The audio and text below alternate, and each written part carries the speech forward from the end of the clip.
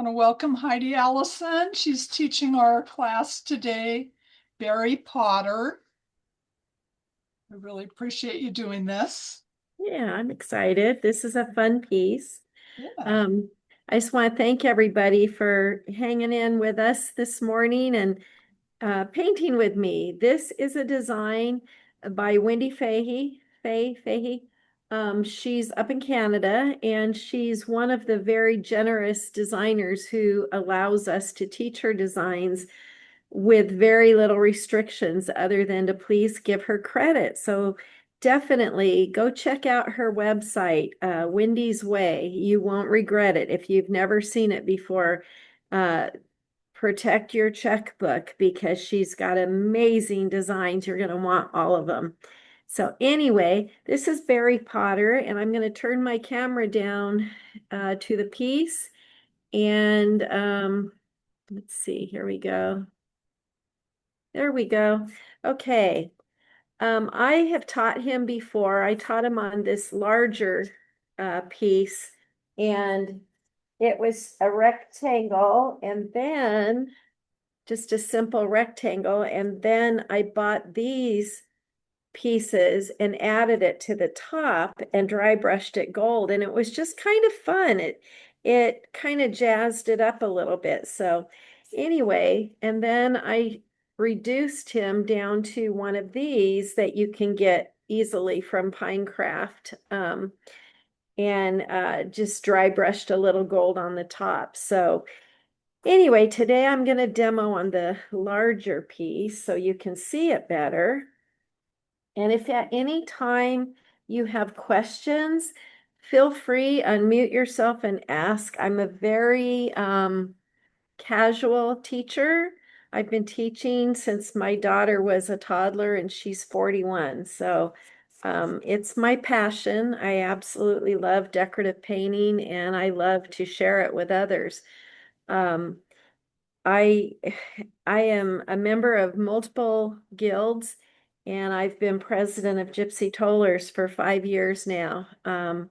And we've got a huge event this weekend starting tonight. So it's a decorative painting weekend, and I love it. I'm excited. So it's fun to kick it off with all of you, and let's get started.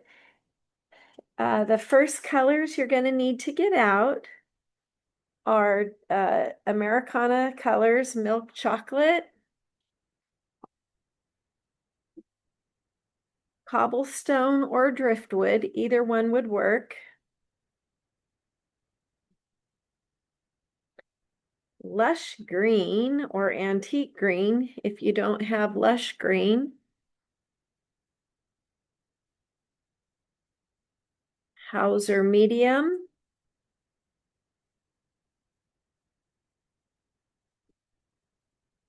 Black green. If you don't have these exact colors, don't stress. We can adapt other colors, no problem. Plantation pine is the last one. So once again, milk chocolate, cobblestone or driftwood, lush green or antique green, Hauser medium green, black green, and plantation pine.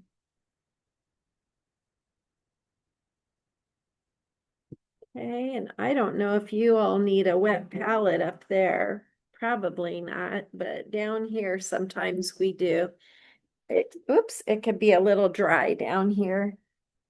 And Geraldine, I see you on here. I don't know if you're back yet, but I bet it's dry. Well, I don't know if you're East Texas or where you are, but I'm trying to, something popped up on my screen, you guys. I'm trying to get rid of it. Ugh, I'm I'm in used, Central Texas. you're in Central? I don't know if I've ever been there. Maybe. Okay, we're going to start on the tree. I know that seems strange, but we're going to do that because it sits behind Barry. And I think I had you guys base coat in the trunk.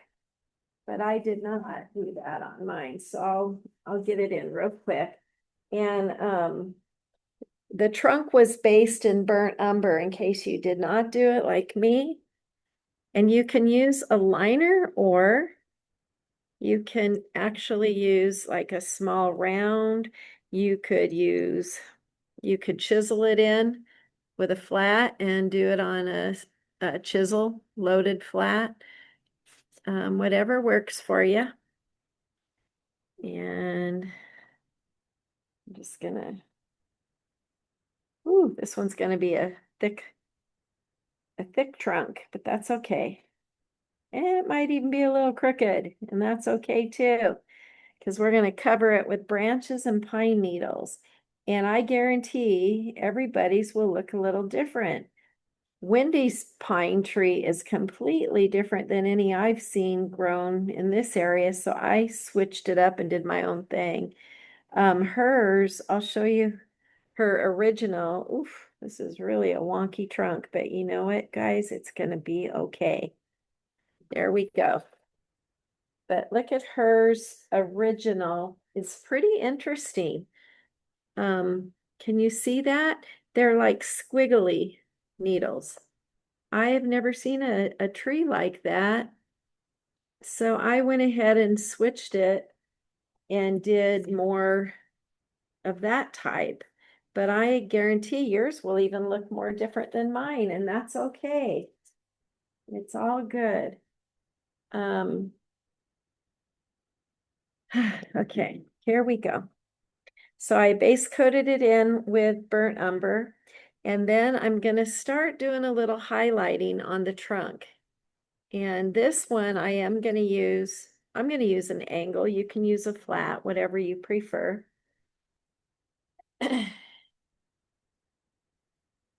And I'm going to take a side load with milk chocolate.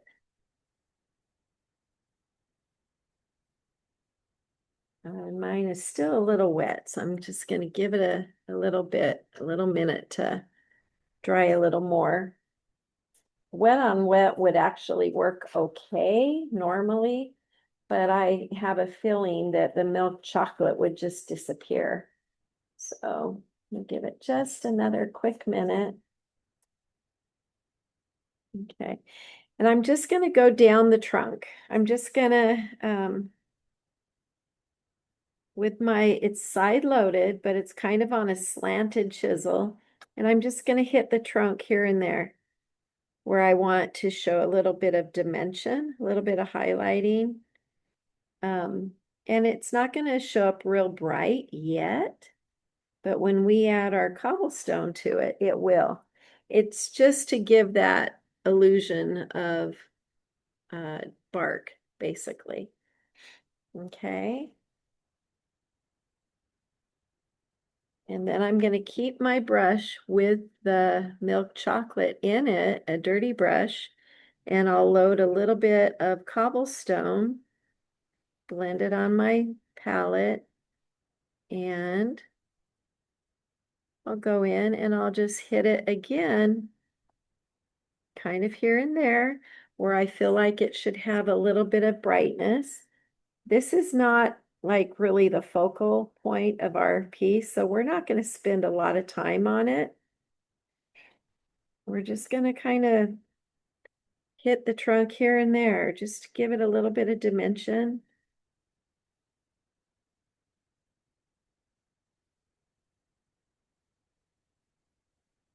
Okay. If it's a little too strong like that, that kind of looks a little strong to me. I could always come in and hit it with my mop to soften it, or I could finger paint it a little bit, just tap it with my finger to soften it. Okay, I didn't bring my mop, so I'm just going to use that and soften it here and there. Um, I'm down at our office. I live in a I wouldn't exactly call it remote area, but it's at well, we're at 5,000 feet.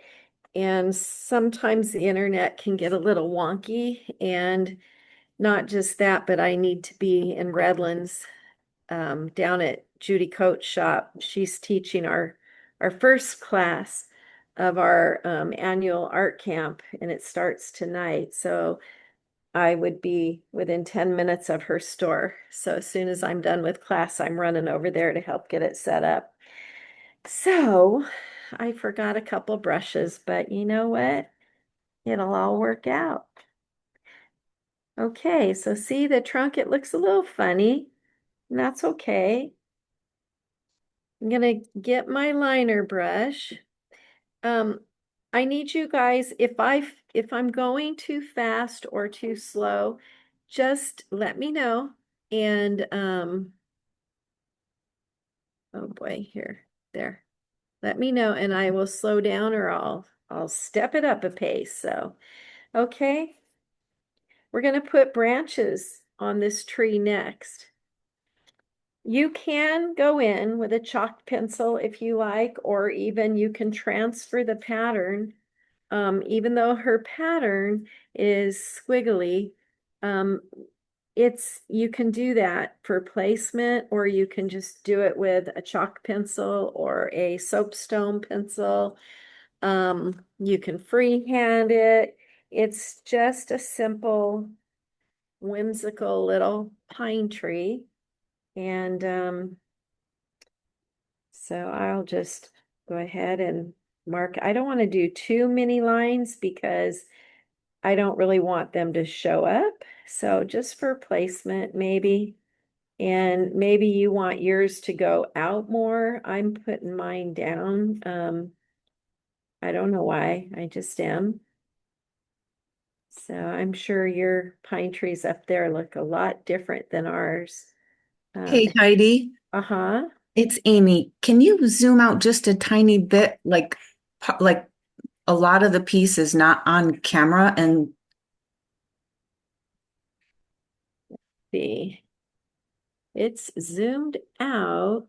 okay, I think it's just because it's a big piece. probably. You're Yeah. absolutely right. Thank you so much. Yeah, and you know what? It's flipped. Okay, Amy, do you know how I can flip it? Do you Oh see no, what it's I'm it's saying? perfect. I see it straight. Okay.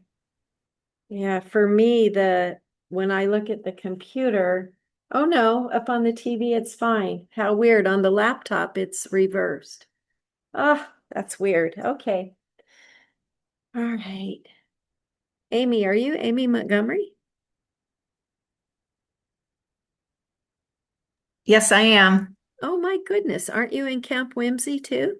No, I didn't sign up for it in time. I Oh didn't see the shoot. announcement. Oh shoot. I know. I'm very disappointed. Yeah, darn it. Darn it. You're not the only one. Several somehow missed it, and we're just sad. But anyway, I'm glad you're here today. Thank you for painting with me. Oh, absolutely. I wouldn't miss it. I love Well, when you teach. oh, thank you. Okay, girls, let's put some pine needles on our tree and let's have fun with it. I'm going to use a liner. If you want thicker needles, then by all means use a thicker liner. I just happen to have my little 18-aught. It's my favorite. But even a number one liner would make really good needles.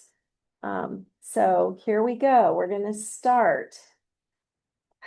Let's see, what did I do with my paper?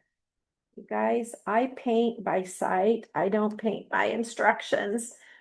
I just go for it. So I apologize if you think I'm scattered, but here we go. We're going to start with the first layer of needles is going to be black green. We're going to lay the base and I'm watering down my paint because I'm using a liner and I'm just going to lay in the base of my needles. Um, let's start here at the top so I don't put my hand into it. I've already decorated my wrist in paint today. I don't even know how I did it, but I sure did. Okay, this isn't going to show up on that dark background very well, but that's okay because we've got probably 4 layers of needles to put on.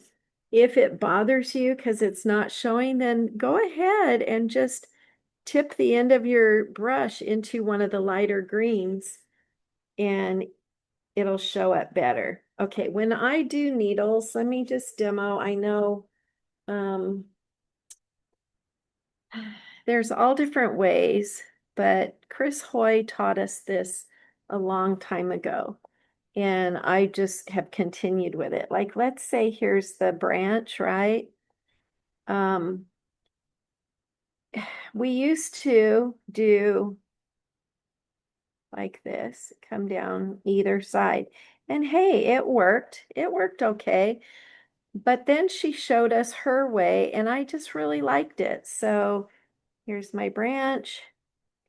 And so I'll do like 1, 2, 3, 4, or 1, 2, 3. But see how I do like little, almost like little clusters of needles? I just think it looks kind of cool and it kind of fills in. Um, so I'll do it over here again. So like this, coming down the branch. And anyway, that was just Chris's way, and I like it, so I continue to do that. But if you like to do yours, oh my goodness, Heidi, you need paint on your brush. If you like to do this, I think it's pretty too. So girls, do what works for you so you're happy with it. I just like, I don't know, I just got into the habit of doing like Chris and I enjoy it. I used to paint with her a lot. Every year we would go to cupboard and she had these wonderful weekends of painting with her and Lori Speltz. And oh my gosh, we just had the best time. I miss those days. Darn pandemic. She no longer does them. But anyway, so go ahead. This is going to take you a little bit of time. And like I said, if you feel like you need to lighten your paint, go ahead and tip into your other lighter greens so that it shows up for you. But we're going to start with a layer of the dark.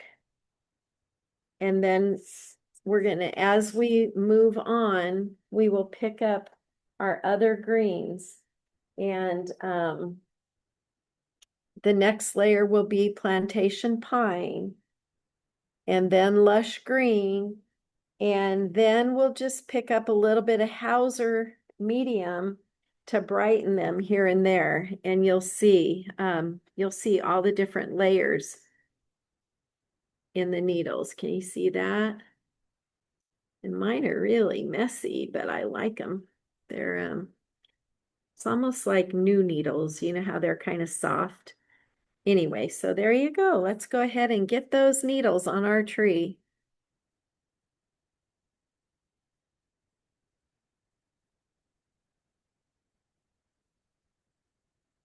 A little while ago, I saw Georgia on here. Hi, Miss Georgia, if you're back. I miss you. You've been pretty quiet lately, and I saw your email, and my heart's with you. But I miss you. I was just telling Judy yesterday, George has been awfully quiet lately, so now I understand why. But I'm glad you're here with us today, or you were earlier. I don't see her. Darn. And all of you, I can't thank you enough for having me. I am honored that you would ask me to teach for you guys. It's thank you We're so thrilled much. to have you. And this is such a cute little project.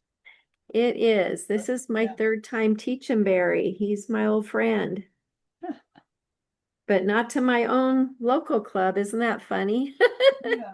I That think is funny, actually, Heidi. it looks like Aw. Georgia is gone. So, Oh, well, I'll send her a little email later.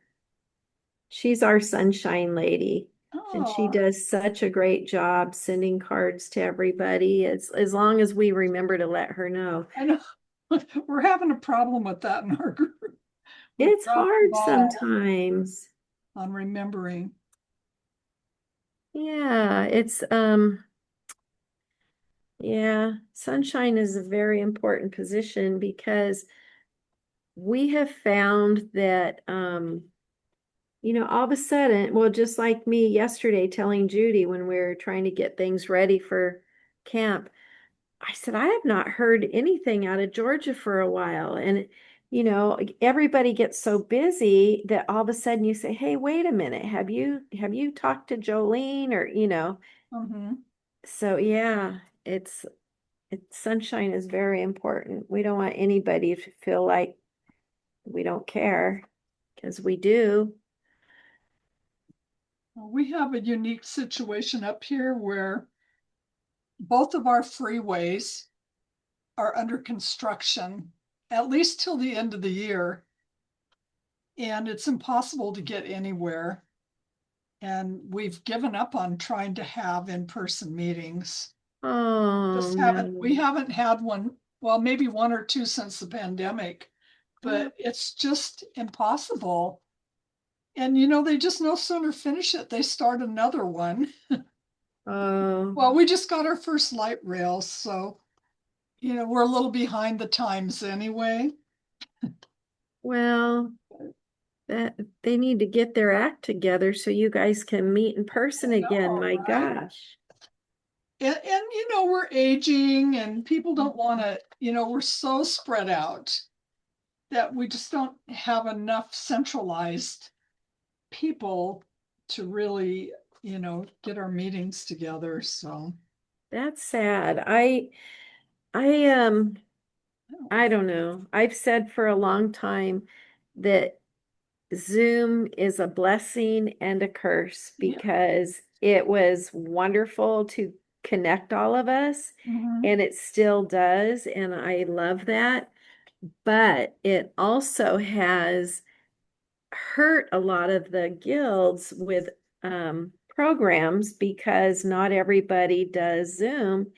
And so they've simply just stopped attending. And we are very fortunate. We have O'Flannery's that there's Right. anywhere from a dozen to 20 people every month that meet down there for our programs as well as all of our Zoomers. So if those that are local that want to get together, they can. And we have a potluck and we make the best of it and we do love it. And but it's sad because some of our older members do not do the internet and they don't drive at night. Mhm. So it's sad, we miss them. And that's why we do these special events. And they're during the day for the most part. Tonight, Judy's class is from 5 to 8, which it'll still be light. And some of them are coming in person, but most are Zoom. And tomorrow we have Shara all day, Shara Reiner. Yeah. And we Um, we have a full house for that. So yeah, but I love Zoom. I'm gonna start doing my own classes out of my house Nice. this coming maybe fall if I can get it together. And it'll be Zoom and in person also. So, but Oh, okay, I'm gonna move on to my next layer. I was doing black green with plantation, so now I'm just gonna go straight plantation and add another layer. Now, when I do these, I'm not gonna go directly on top of the needles. I'm gonna add more needles, but I don't want to add too many to where it ends up obliterating the shape of the needles. Does that make sense? I'm mhm. just kind of adding some lighter shades of green needles. And then I will go to lush green and add a few. Not, I won't do the whole thing in the lighter.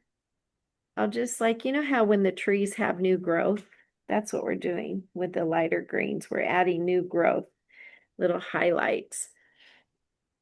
So go ahead and play with your pine needles, girls. Do your different layers and have fun with it. And maybe you're going to end up with so many needles that's a nice healthy pine tree. Ours in California are not. Oh, I Between the drought and the bark five beetle, beetles oh, you have an awful time. and the fires. Yeah. Yeah, where I live, we have oak trees, and it's called Oak Glen actually. And we've got 13 acres and a lot of oaks, and they're getting some kind of weird disease. And all of a sudden they just fall, and you'll hear a big crash, and Oh, one of the oaks has gone down. that's scary. It is very scary, especially if you're out walking. No But kidding. yeah, I don't know what's happening. The poor California oaks, probably residual problems from our drought. So where do you live? It's called Oak Glen. We are in San Bernardino County. Bernardino. Um, the town, we share the same zip code as Yucaipa. And we are what's I always tell people we're an hour and 15-ish minutes east of Los Angeles and 30 minutes west of Palm Springs. We are just down the mountain from Big Bear. Oh, We're east of Redlands, well, it takes me, I don't know, it takes me close to 30 minutes to get down to here at our office or over to Judy's shop. But yeah, I love it. We live among wildlife. We have lots of bears. We had a lot of deer in our yard yesterday, and I absolutely love it. I grew up in Torrance, which is a suburb of Los Angeles, and I love living out in the boonies. I'm done with city life. I don't, I could go the rest of my life without living in the city. So that's just me. I I live don't north of know. Seattle, and my next door neighbor caught a deer on her blink, whatever her camera is, the other day. Yeah, and sent Oh, to me in the middle of the day, 1 o'clock in the afternoon. So a young deer in her yard, and we don't. There's no woods around here at all. uh-oh. So it's Isn't that yeah, weird? and people have been posting pictures of black bear Oh, really close to here and bobcats and is it hot? name it, huh? Is it hot? Are they coming down for water? It has, Seattle's not really what I would consider to be hot. Right now, it's probably about in the 70s. So Huh. no, I think we've just taken all their land, right? Yeah, well, bears are lazy. I love our bears. I absolutely love my bears. But people are like, how can you live among them? Aren't you scared? No, we respect them. We keep our distance. We don't feed them. A lot of people make that mistake because they think they're so cute. But Mhm. they are just out for an easy free meal. Free meal. They're And they're in the garbage. Yeah. oh yeah, ours have been going down into Yucaipa because they've seen how much easier it is to eat out of the trash cans. Mhm. But then they get hit by cars and people panic. There's a bear in my yard, and they call the sheriff, and silly. But Yeah. yeah, I think, the whole world's climate is different, and all the crowds of people, the poor animals are getting pushed out of their homes. So, Mhm. but it's a treat for me when just a few weeks ago we had a mama with triplet cubs, Oh. and that was so exciting. But for some reason now she's just down to one of them, so we don't know what happened. Uh-oh. I know, poor babies. Okay, well, how are your needles coming, ladies? Are you liking your tree so far? Yeah. I like mine. I'm on my last color. Mine's looking a little sparse compared to this one, but that's okay. Oh, didn't add any snow to it either.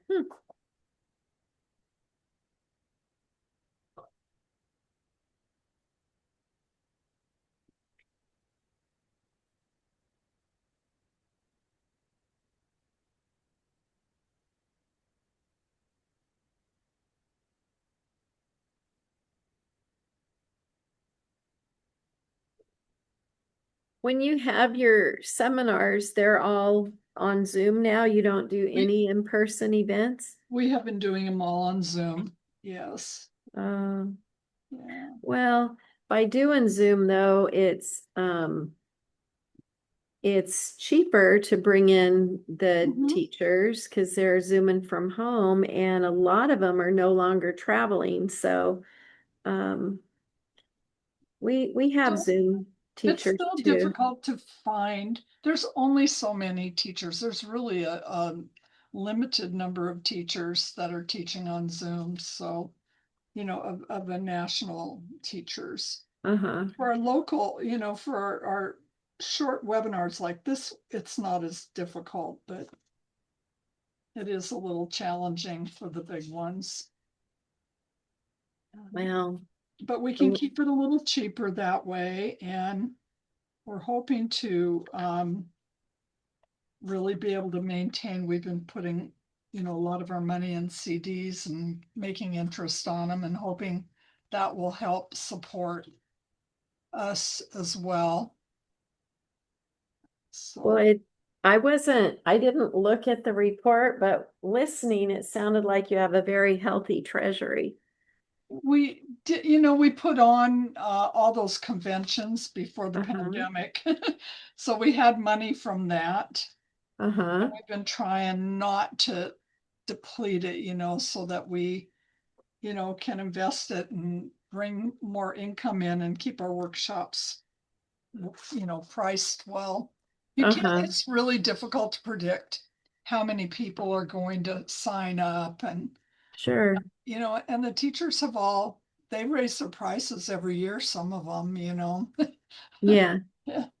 Yeah, like our this Camp Whimsy we're doing this weekend, um, I think we're paying Shara $1,000 plus mileage Mhm. for one day. Oh, Um, but we're okay. We tend to carry a balance. We just have a checking account. We don't have any CDs or anything, but on average, we balance anywhere from 20 to 32,000, and that's way more than a club needs to be successful all year. Um, that's but we that's are why we able put to them in. give back a lot that way. That's why we put them in CDs so that we can, use the interest to help offset the costs.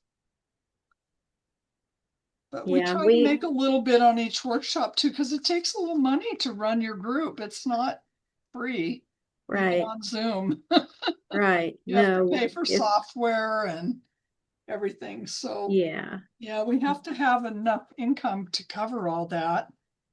But I feel like if we grow our membership a little and and we have some income coming in from interest, that we can cover those expenses and keep our workshops reasonably priced, yeah, and with the raises and, the cost to have them. yeah. No, we have 190 something members Wow. and See? Yeah. the they're very supportive and we try Mhm. to give back as much as we can. Like this camp this weekend for members was 110 and that includes the wood pieces for both teachers. It includes Nice. lunch and breakfast for the in-person and free shipping for the Zoomers and we always do a swag bag that has a retail value of minimum $20. So they get excited and we're excited to do it. And we've not lost money yet. So That's great. yeah, Our- I have belonged to so many clubs for like shoot, Megan's 41, so almost 40 years. And I've watched them come and go, and I'm just I have strong opinion on what clubs should do with their treasury. So, and I've seen them come and go and mostly they don't fail because of finances. They fail because they can't get help. People don't want to do the jobs anymore. And it's sad, because it takes a village to run a good club. Kind of running into that too. As far as we had a place where we had an annual, like week long camp out kind of, but they closed it during the pandemic, and I don't think they've opened it. We checked and checked and checked, and I think a lot of people belong to our group because they wanted to go to that every year. Was that the Fort was that Fort Flagler that we went to? oh, okay, I never went to that one. I guess it was the one in Portland that my Yeah. friend Janet and I went to. And, But those are always fun. and we haven't been able to really find a central location to meet at either. So we spent tons and tons of time trying to find a place to meet that, it didn't cost like $500 every time, Hmm. and the prices for me, and Seattle's just kind of expensive, I guess. Yeah. Yeah. No, And it is really hard to find a decent priced venue for anything anymore. It really is. We used to meet in churches and it was by donation, and then all of a sudden the churches started charging in the hundreds, and a Mhm. lot of places don't want painters. They're Yeah, afraid we're gonna get paint on stuff, and I understand that, but we're very, very lucky. We have a historical mansion that Judy's daughter and Judy both, well, Judy's daughter works there. And so we are able to use that for some of our in-person events. And it is amazing. And I think we pay anywhere from 400 to 600 for a day, but it's amazing. And everybody loves going there. So next year will be different. We probably will have to start going to an Elks Lodge and pay the same, and it won't have the ambiance, but at least we we have we another we venue had a available. historical location for many years as well for our in-person meetings, and that's when things really changed when we lost that. It was a big place. It was really inexpensive, and it wasn't central. I mean, the people from the south end had to still come a long ways. It took them a long time to get to the meetings, but it was a good location. But we lost that. Then we lost the next place we had. And then after the pandemic, we've just really, everything was shut down for a long time after the pandemic ended. Yeah, And weird pandemic, it changed the whole prices, world. yeah, the prices have gone so high. Yep, yep, unfortunately. Well, girls, are you ready to move on to the flower pot? A lot of cameras are off, so I can't tell if you're, No, I think if, I see a thumbs up. yay, okay, let's do it. Let's do it. All right. Flower pot. We are going to need Georgia clay. We need antique maroon. Uh-oh. Oh, there it is. Whew, I thought I left my Georgia clay at home. And we're gonna need sand gray, one of my new favorite colors. Okay. Antique maroon, Georgia clay, sand gray. And your favorite brush for dry brushing, your favorite brush for floating. And we're gonna get this little flower pot whipped out in no time.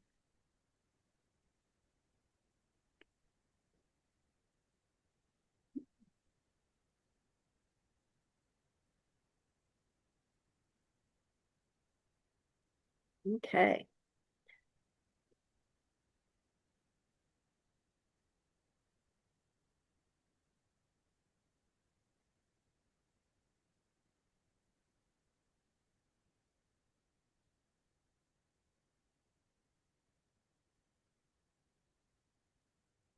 Okay.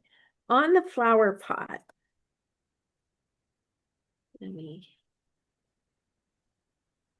here we go. Let's zoom in on the flower pot if we can. Okay. I'm going to start with dry brushing the edges. I like to do both dry brushing and floating. To me, the floating just kind of calms it all down, but I like the effect of dry brushing.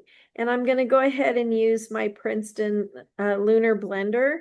I did get it wet, even though it's for dry brushing. It just kind of protects the ferrule. I don't normally, like if I were to dry brush with my oval dry brush, I would not wet it first.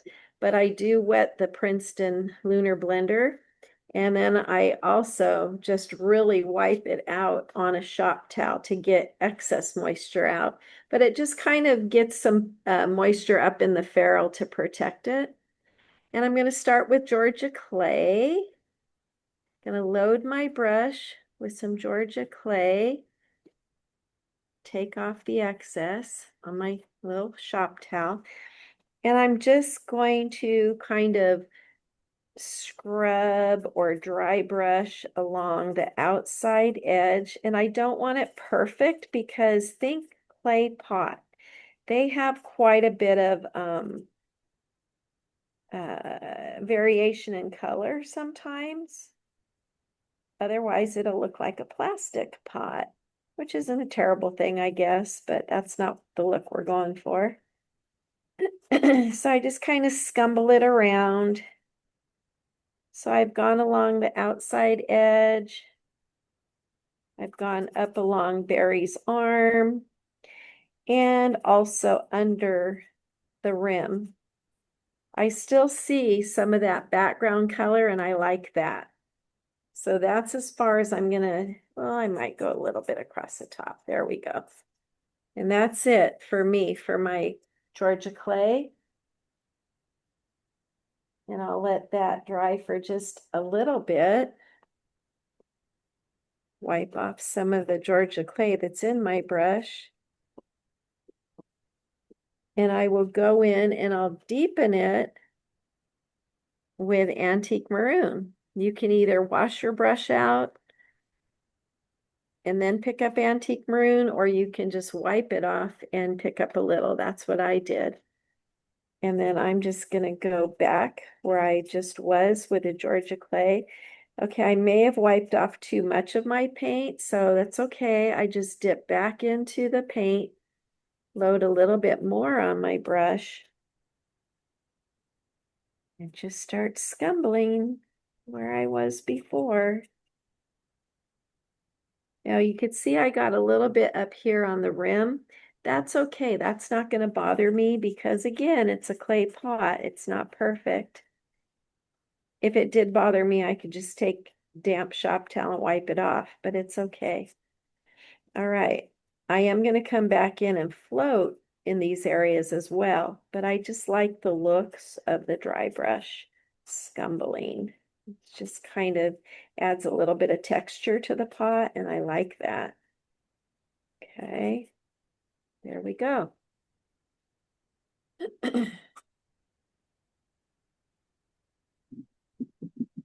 Now, when I do come in and float on top to deepen it, I wait and let the dry brush area dry because otherwise floating on top of that will just wipe it right off. So I'm going to let it relax for a little bit before I come in and float.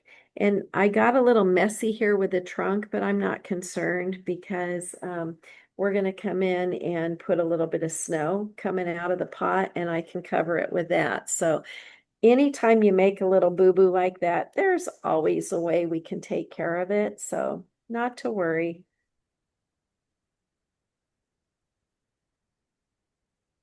Okay, we're going to let our flower pot rest and we're going to jump around a little bit, girls. That way we can get a piece finished. Otherwise, you know, it'll take twice as long to do the piece. So you'll see that I start jumping around and we're going to work on the ornament while the flower pot is drying.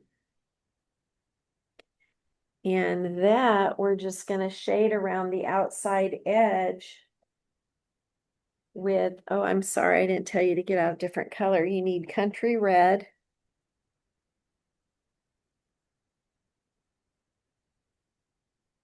We already have our antique maroon out, so we're good there, but we do need country red for the ornament. And we're gonna need some neon fiery red. If you don't have that, scarlet is a really nice highlight color also, or watermelon slice. Either of those would work as well. Okay. So the first shading I'm going to do is on the outside edge of the ornament with a float of country red. And this is just giving our flower pot a little chance to dry so we don't wipe off our dry brushing. Okay. I am using an angle that I guess that's my mood today. Sometimes I just shade with a flat. Today I seem to be grabbing an angle. And I'll tell you a little secret about floating color. For me, that is my favorite thing to do in decorative painting is the F word. I love to float. And part of it is because at one time, I don't remember who it was so many years ago, taught us a secret, okay? So I always use these little blue shop towels. I love them because to me, well, this one you could tell, well, one of them, this one, I reuse them. So a roll of these will last me months. And because you just let them dry and you can reuse them over and over. So it's good for the earth. It's good for your budget. But I always have a little damp area. I fold them in fourths or quarters. I have a little damp area. Okay. I also put a few little sprinkles of water on my palette pad. Okay. I've gotten my brush wet and I'm going to go to the damp area of my shop towel and blot it and blot it. That takes enough water out of the brush that it's not soupy, soppy wet, but it's still got enough water in there to move the paint across it. Okay, what brush is this? It's a weird shape. Huh, doesn't have a name on it. Isn't that strange? Huh, anyway, and then I'm just gonna go into my paint. I'm gonna load some paint on it and I'm gonna blend. And I'm going to turn it over and blend, keeping that clean edge of my brush out of the paint at all times. Now, if I have too much water on there, that paint's going to want to drift over to the clean edge. So I can just go to my shop towel, lightly tap it. It takes off some of that excess moisture so I can control that paint and not get my dirty edge dirty. A lot of times people hate floating color because they've gotten pigment that has crept across the whole brush. What you can do is I'm not going to squeeze the life out of my bristles, but I'll just take my fingers and lightly go up that clean edge. And that will help if there's been any dirty water that has gone over there, it'll help. And then I go to my palette and I stroke a couple strokes. And if I like what I see there, I'm going to like what I see on my piece. When I go to my piece now, girls, I will keep the weight on the clean edge of my brush. Kind of flips your brain a little bit because we didn't always do that. If you find you have a harsh line when you float color, there's a good chance you're probably a little uptight because you don't like to float color maybe, or you've had a rough day, but you've got the weight on the paint edge because you're laying that paint on there. Well, what you want to do is flip the weight to the clean edge of your brush. You could even, like if you live in Arizona or California and it's dry, you can moisten the area first, like lightly dampen it. Don't make it soupy. That will also help the paint flow. But keeping the weight on the clean edge and a very light tickle touch, you can lay that color down and just walk it out all the way to Cucamonga. So see, there you go.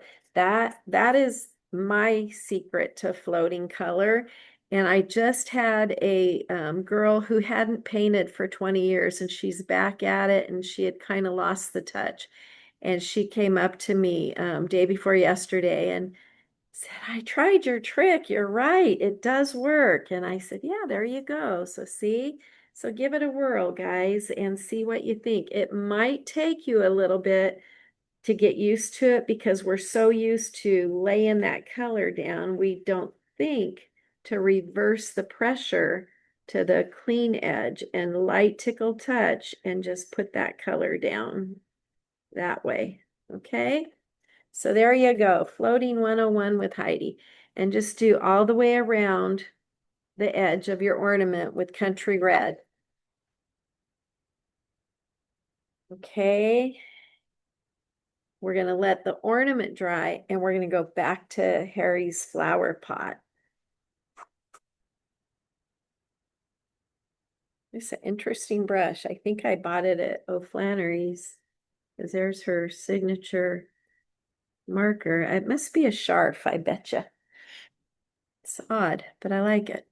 Okay, I'm going to go in to the flower pot with a little bit of, what is this? Antique maroon.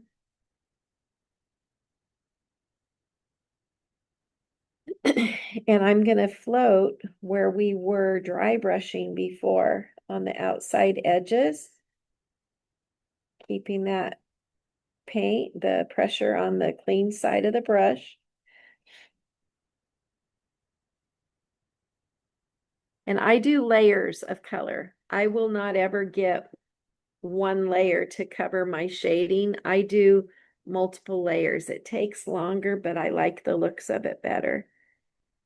So I'm going to go along the side of Beary. And I also don't do one swoop when I float. Did you notice that? I pity pat a lot. And I know that that drives some ladies crazy. They think it's the wrong way, but I say do what works for you. If you like to do it in one fell swoop, then by all means do that. I just like to pity pat. And then I normally would use a mop, but I obviously didn't bring it with me today. So I'm using this dome round and it works just fine. Okay, I'm going to switch back to my smaller brush here.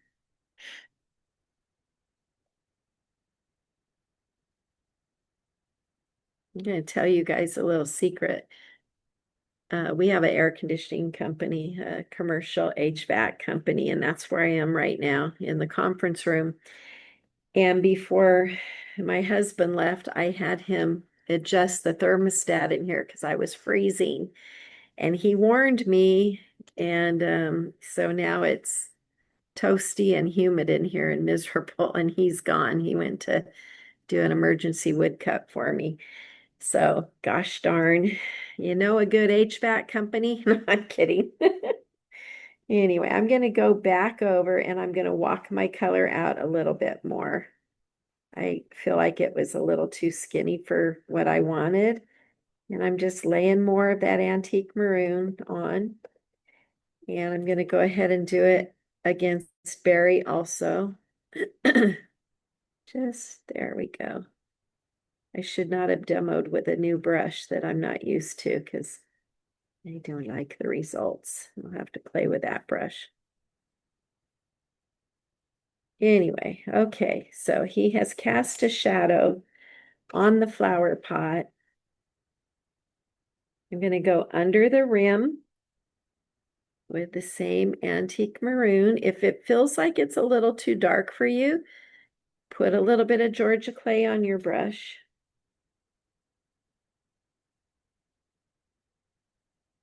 And walk your corners out. Is everybody doing okay? You're very quiet.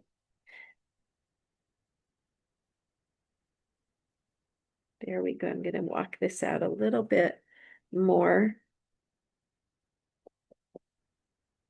Okay. And you know, I'm going to go ahead down here on the bottom I missed the bottom of the pot. We need to have that shaded as well. Okay, I like that better. I'm gonna let that dry. Here's the other one that's quite a bit darker. See, I do layers. See, this one is quite a bit darker. But what we're gonna do is we're gonna let it dry. We're gonna come in and dry brush some highlighting, and then we're gonna deepen where we feel we need to add a little bit more. Like we could go along the top of the pot right now, put a little skinny float up there. I don't mean super skinny, like outline, but just put a little bit at the top of the flower pot as well, where the snow's going to come down and cast a bit of a shadow. Okay. And while you have your antique maroon out, we can then go in and deepen the shading on our ornament while our flower pot is drying.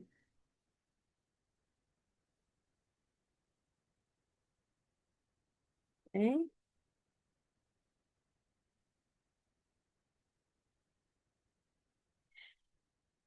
And it's going to take a couple layers to get it as deep as we want it. And that's okay. We have time. I think. You guys, I didn't even think to ask you how long these classes go.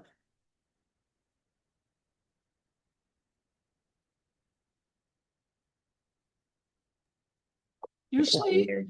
3 hours. Okay, Yeah. we'll be good then. Okay, I taught this in a 3-hour class twice and we did fine. So, Um, yeah, we're good. Okay, I'm gonna let you guys do that around the outside edge of your ornament with antique maroon. oh, And also your flower pot, you deepened your shading with antique maroon on that. And turn that thermos.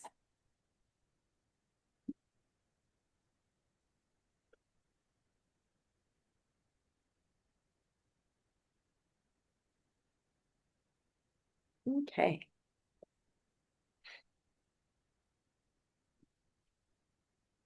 Okay, the highlight on the flower pot is Georgia clay plus a little bit of sand gray. And let's see here. So I'm going to load my brush in Georgia clay. I'm going to tip it into sand gray to make a lighter value of it. I'm going to wipe off a lot of it on my shop towel. And that might not be light enough, so I'm going to add a little bit more sand gray to my brush. Yeah, there we go. I like that better. And I'm just gonna think highlight. I want it in the center of the rim.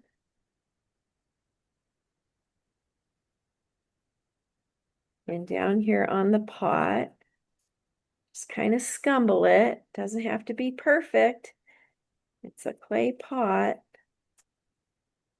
Okay, I like that. I like that. I don't think I'm gonna brighten it. Sometimes I'll go in and add a second layer, like maybe right here. That's it though.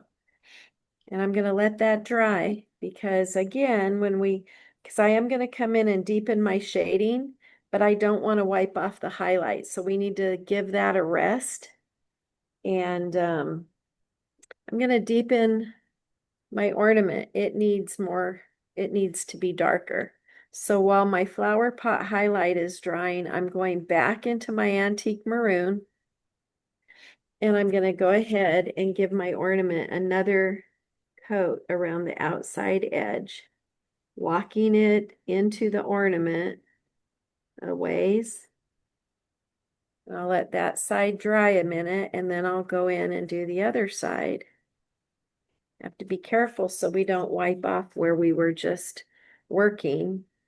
And there we go. Just needs a little bit of a shading. When you shade on the outside edge of a piece and you highlight the center, it gives that more round effect. And it just adds things. It just looks better.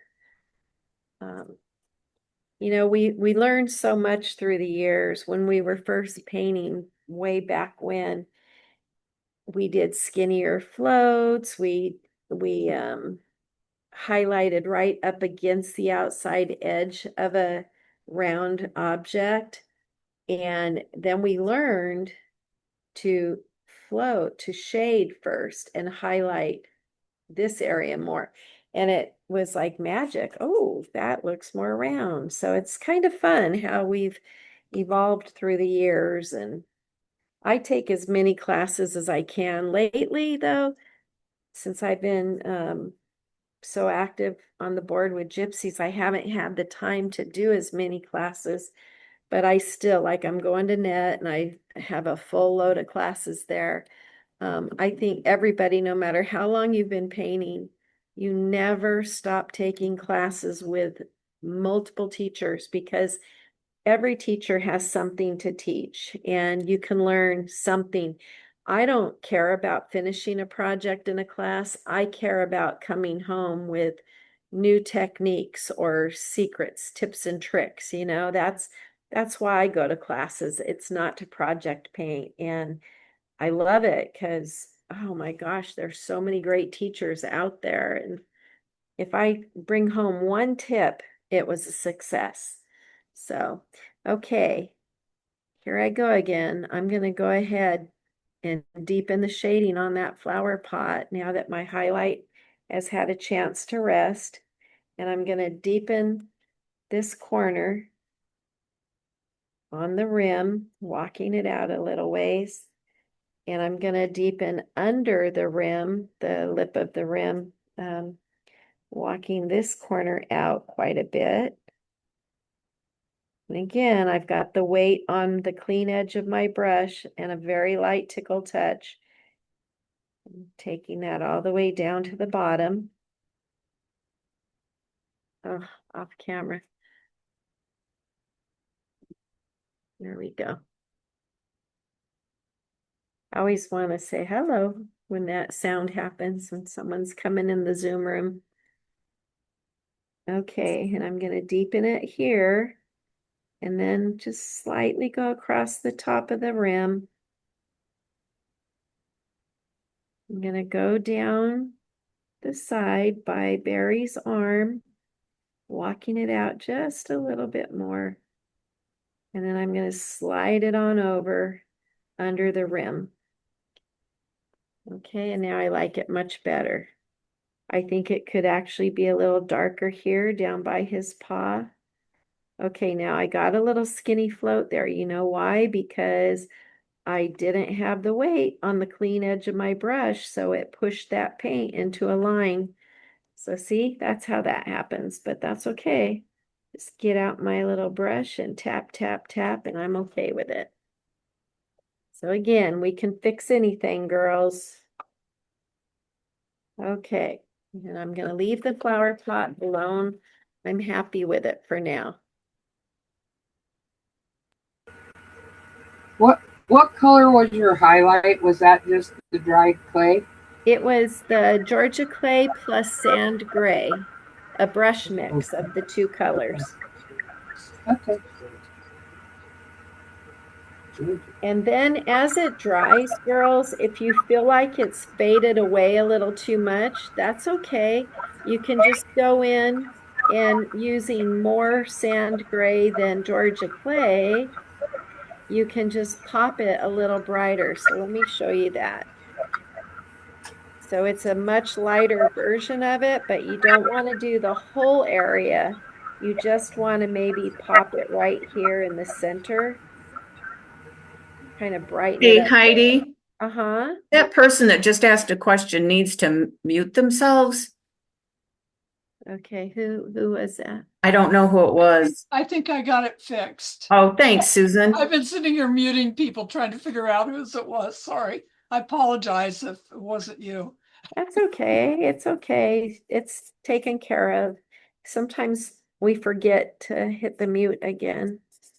Okay, so there we go. I just popped it a little brighter there, girls. And that was using Georgia clay with more of the sand gray. And then we're done with the flower pot. And we can go back up to our ornament here.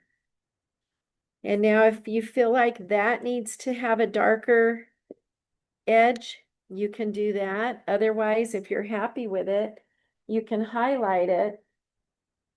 And that is with your, what is it, that neon, the fiery red. And it's a little dry brush in the center. If you don't have fiery red neon, you can get out your scarlet. Actually, almost any orange will do, but I love scarlet and watermelon slice both. But I'm just gonna do a little round scrubbing in the center and popping that highlight in there. And I'm gonna call that good.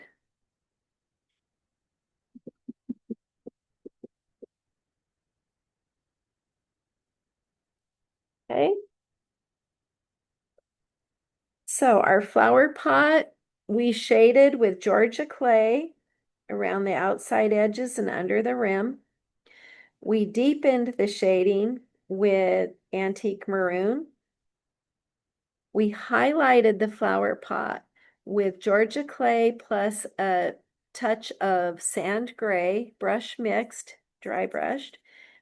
And then when it was dry, we popped it a little stronger in a smaller area with more of the sand gray than Georgia clay. The ornament, we shaded the outside edge with country red. We let it dry. We came in and deepened it with a couple layers of antique maroon. And then we just dry brushed a highlight in the center with the hot shots or neon fiery red, I guess it's called. And I'm going to go ahead and pop it a little brighter. Not quite as big of an area, but just so that it shows a little more. As it dries, sometimes it lightens up. We're going to let that dry for a second or two or three. And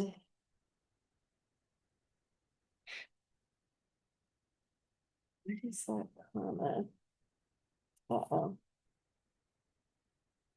One sec, girls. Looks like I might have missed a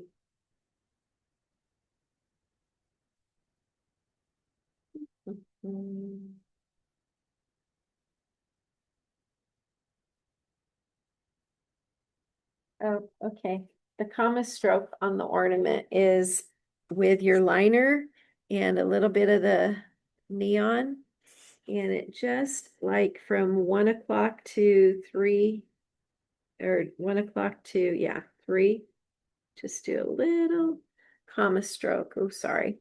So up here, pulling it down with the neon red.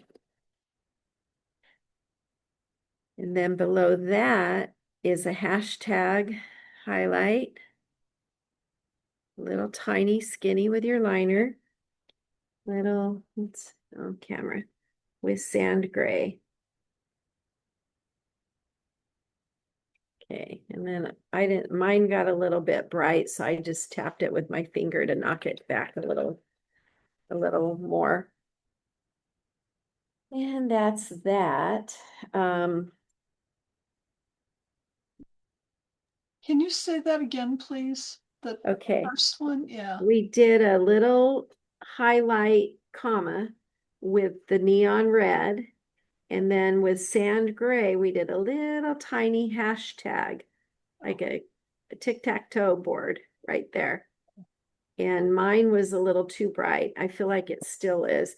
So I tapped it with my finger, but I can also go in and do a little teeny tiny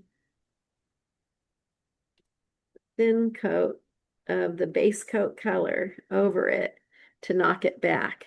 So I did. I felt like it was a little too harsh for what I liked. So I went in and I did a little tint of the country red on top of it and knocked that highlight down a little bit. And then we're gonna take our, we need to put the, what do you call that? The hanger on the ornament. And I'm gonna make sure I'm not giving you the wrong. Okay. Sand gray again.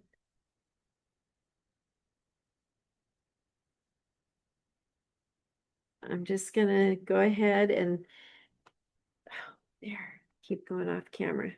I just lined the little hanger, what do you call, you know, that metal part at the top of the ornament? And the way I did it, I just took my liner with the sand gray and I kind of just made lines that way. See how there's still some of that black background showing through? It saves you a step. And then I'll just come up here and I will line the little hanger on. So it's hanging on the very tip of that tree. Okay, so again, what I did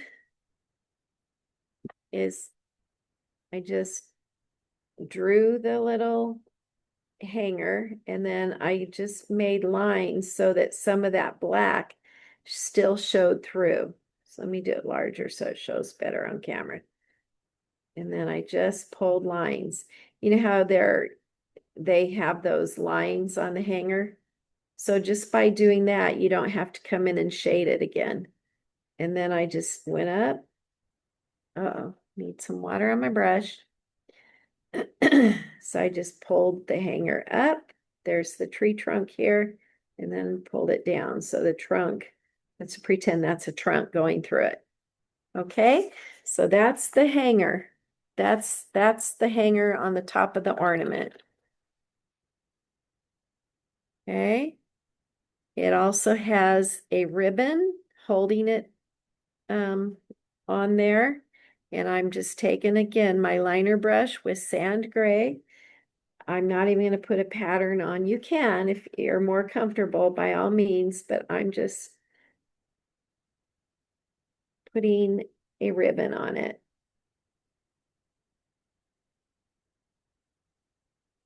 And that's that. Oh shoot, I'm sorry, I was off camera. There you go. All right. We'll be adding snow to the ornament later, but for now, we're done with that. Okie dokie. And we are ready to tackle Beary. We'll come back and do the tag on the tree later, but let's get going on our Beary Potter. Don't you just love him? He just cracks me up. Look at that sweet little goofy face and his little beer belly cracks me up. I love everything about him, his little belly button. So let's have some fun, girls. Let's paint Beary. He is a mix of smushing and dry brushing and floating.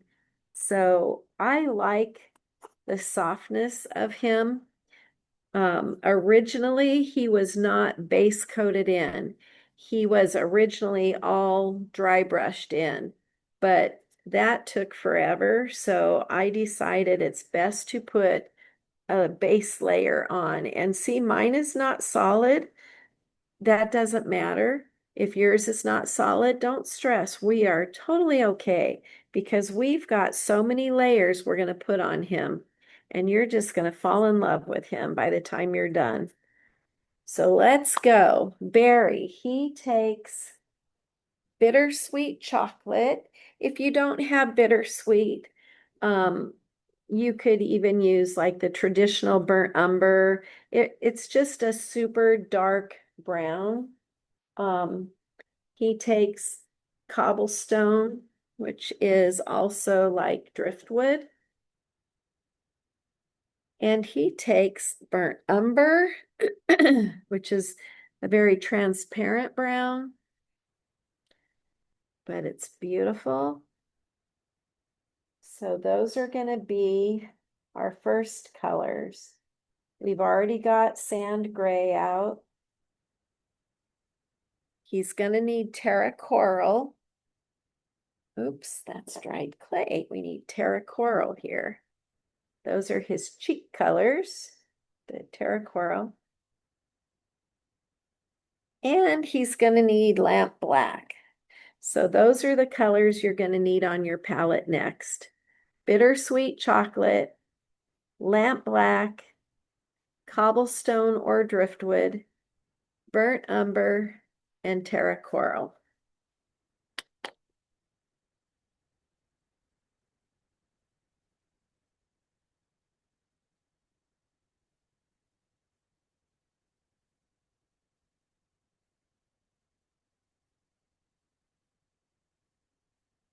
Bittersweet is a color I hardly ever use, and half the time it's separated in the bottle. It's so old, but it's a pretty color.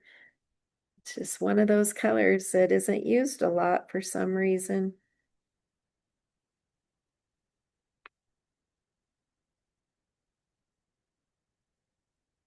Okay. Okay. Let's do this. I like different brushes for stippling. Let me show you. Okay, where is it? Huh, it's the Royal brush. It's a Langnickel 5005. I had it. I brought it. Um, palette. Oh, you guys, I'm losing my marbles. I specifically went upstairs and grabbed it because it is my favorite smooshing brush. Thanks to Sandy LaFleur. Um, that's how I do my snowmen. That's how I do my fur. Holy cow, girls. Well, my elusive brush is gonna turn up when I clean up today, I betcha. Oh, how weird, you guys. This is so weird. And Well, what, I'm gonna pretend one of my other brushes is that brush until it shows up again. do you know what size of the 5005 you use? Because these, Yeah, it was small. What? Oh my goodness, I don't have any of them with me. It's the smaller one. What is like a, oh, what is it? Like number 8, maybe? Does it come by numbers? yeah, Or I is it, have an 8, 12, and a 16. okay, I would do 8 or 12. 16 is going to be way too big. Well, it depends on your piece. I don't know how big your piece is, but I used a smaller one. This guy is bigger than this one, but I would still not do 16. That's big. Heidi, would you say what kind of brush it is you're looking for again? Yeah, it's a Langnickel. It has a burgundy handle. It's Royal Langnickel. It's a Sable 5005. They're old brushes, and for a long time, we got them at the Vegas convention every year, and they do wear down. They're wonderful. Sandy LaFleur still sells them in her booth. She'll be at Palooza if any of you guys are going to OKC. Is it a round brush or a It is dot brush or? similar. It's similar to this. It's very similar. I'm going to end up using this one. This is made by Low Cornell. It's a dome round. Um, it's similar to this Josonia one, but this one is more flat. It's rounded. It's more like this. And it's a soft, it's a sable, so it's soft bristle. And I just love it. You could use a deerfoot, whatever you normally stipple with, that's what you could use. I just prefer those brushes. I cannot believe it, you guys.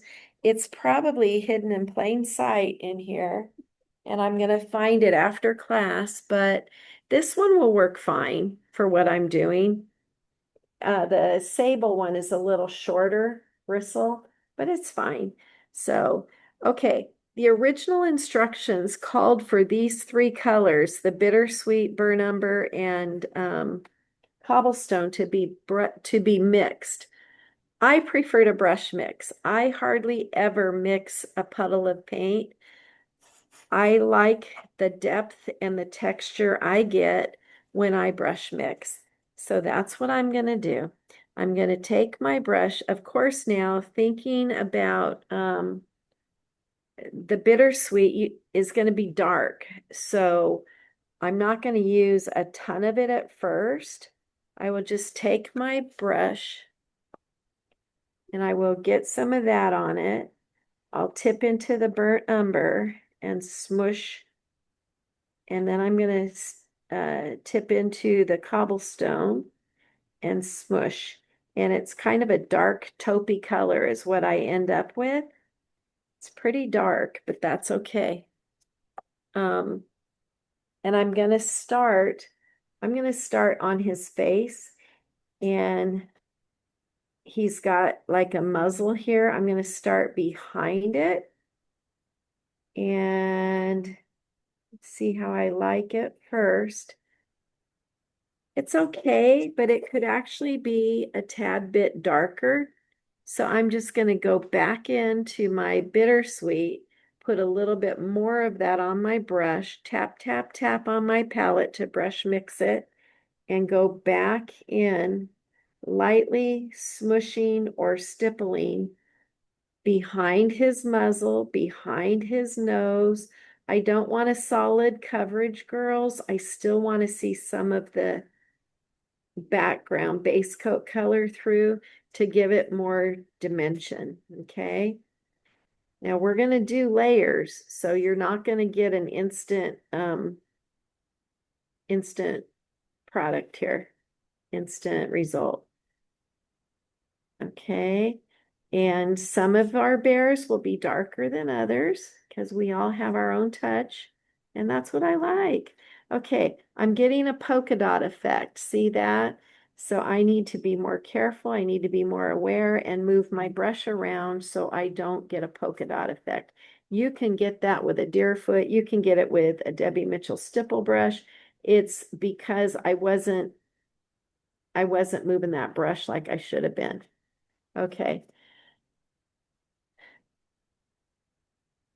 All right. It's a lot darker than this one because this has more layers on it. So don't panic if it looks darker than your picture. Here's the original of Wendy's. See, it's darker in certain areas, but we're going to come in and tap lighter colors. Okay.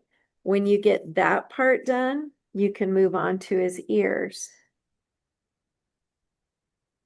Again, I'm just loading in the 3 colors.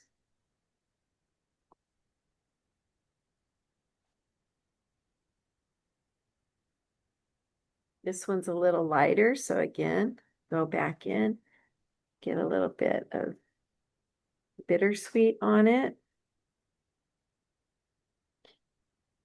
I like fuzzy edges, so if I go over the edge a little bit, I'm happy with that. I like fuzz. He's a fluffy, fluffy little bear. And I'm going to do the other ear. This is the very first layer. We have a lot more to do, so don't be worried about the little dark areas here. We're going to be putting those in. I'm going to skip on down to his arm. This brush is a lot softer than the sable. I'm not loving it.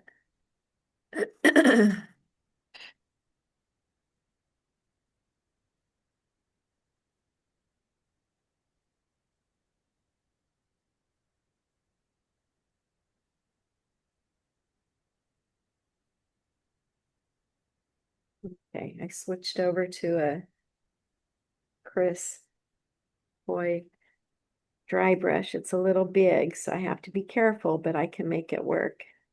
And I'm just going to dance that brush around. That way I still have some of that background. Just, I'm not using a lot of pressure.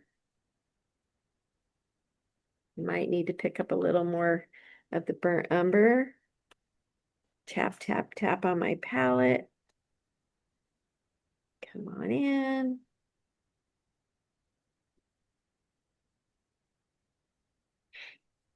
More paint on my brush. And come on down to his paw. Now I'm going to stop. I don't have the pattern drawn on, but he has a little line here that separates his paw from his arm. So I'm just going to come in and tap it in myself. See that? Rather than take the time to put the pattern on, I can just do that and get it in there. So he still has the little round part, and we will be stippling that, but not with this darker color yet. Okay. You guys doing okay? I haven't lost anybody. Okay. I'm going to go on to his chest and his belly, but don't lose this little shoulder here. He has a little bit of a shoulder showing behind his chest and his belly. So when I base coat, see how I've left little areas? That is easier for me than always putting a pattern back on. Susan Jo Hall taught us that many years ago, and I appreciate that little tip because it's very time saving for people like me that I like shortcuts. For me, it's all about the end result. If I can take a shortcut to get that same end result, man, I'm all about it. Mostly because I always have 10 things going on at once. Tracy Moreau was commenting this morning before class. I popped on to watch her sunflowers, and she says, Heidi Allison, you are a busy lady. It's like, yep, I am, but I love it. Life's short. You got to grasp every minute you can, right, girls? We just went to Paris in France a couple weeks ago for our first time with our daughter and her family, and had never been, ever, never been to Europe. About killed us, had a wonderful time, was short. We walked 16 miles one day. Couldn't even believe that when we all looked at our watches and said, no way, we were about dead, but wow, what an experience. And then came home for 2 days, packed Gypsy Toller Camp Whimsy packages and got them all shipped out, and then left and went on our annual family trip up to Bass Lake, which is outside of Yosemite. Came home and got going on Camp Whimsy. So this week, I have some days off and I'm kind of excited about it. I might even dust the furniture in my house, maybe. I don't know. No kidding. It's crazy, huh? Are you having fun stippling on your Beary Potter? Do you like it so far? Yeah. Good, good, good. Don't forget he has a little leg under his little beer belly here. I should not say his beer belly, his root beer float belly. Um, don't forget that little bit of a leg. He's just had too many treats, that's all. But I just love that belly. I can't wait to put his belly button on with all of you. It cracks me up. And every one of them is going to look different. In the other classes I've taught him in, it was so funny to see all the variations of Beary Potter. Some were dark, some were light, some were not fluffy at all, some were very fluffy. They're just so cute. I so appreciate Wendy. She is such a neat lady. I've never met her in person. I would love to. I would love to be able to take a class with her. But she's so generous and kind, and her designs, I just love them. You have to check them out if you never have. You really need to. There's oh, I can't think of his name, a moose I taught years ago, and I just love him. He's a porch stander, and I taught one of her honeybees on a rock with flower. I forget if it was a hydrangea. I don't remember, but it's on my back patio. Okay. His muzzle. I think I will put my pattern on for that. He has kind of a smirk, and I think it's important to capture the character of his smirk because it's goofy and I don't want to mess him up in trying to freehand it. So I will put my pattern on for that.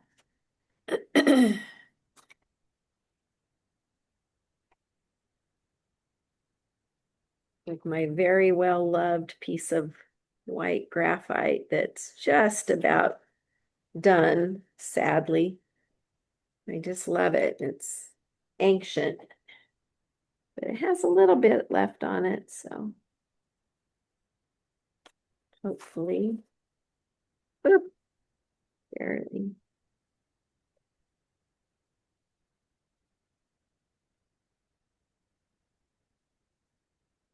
Okay. All right. Okay.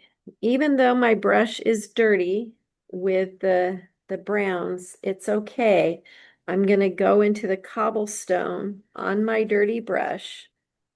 I'm going to tap, tap, tap.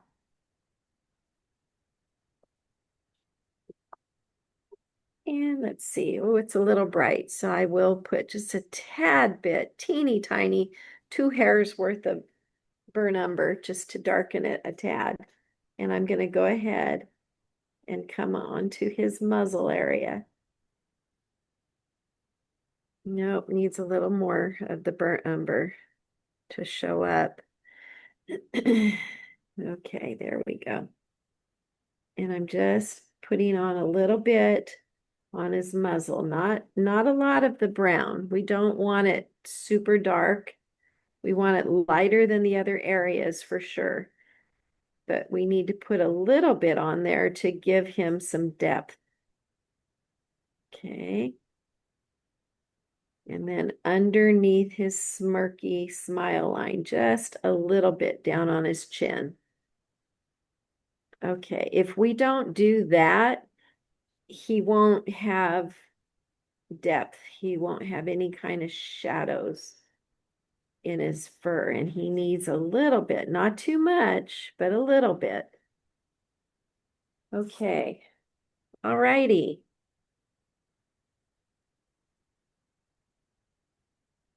You doing okay out there? Okay. All right. Next layer is going to be more cobblestone than anything. I still have my dirty brush, but I've picked up cobblestone and tapped it into the brush now. Okay, and I'm going to start up on his shoulder. Yeah, and I'm dancing it around. And it's still not the brightest of the highlights, but it's another layer. So that's what we're doing now. Everywhere we've been, we're now doing more cobblestone on the brush. And we're fluffing him up, guys, fluffing him up.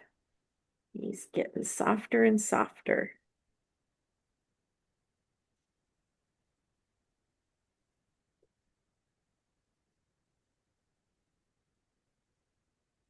Okay. Now I'm going to be a little bit lighter handed down here behind his paw because I don't really want that shading to be obliterated. I'm coming back up on his arm and putting a little bit more. And then I'm going to go down on his paw with this color. But see how I've left this darker here, and we're going to even deepen that darker in a bit, but we don't want to obliterate, get rid of that little shadow area. Okay, I'm going to load some more paint on my brush, and I'm going to start up here on his thigh. I try to start, it's a little too bright. I try to start where it's going to be the brightest area, like up here on his shoulder right here on his thigh. And then as I move down, there's less paint on my brush, so it blends in a little bit more. Okay.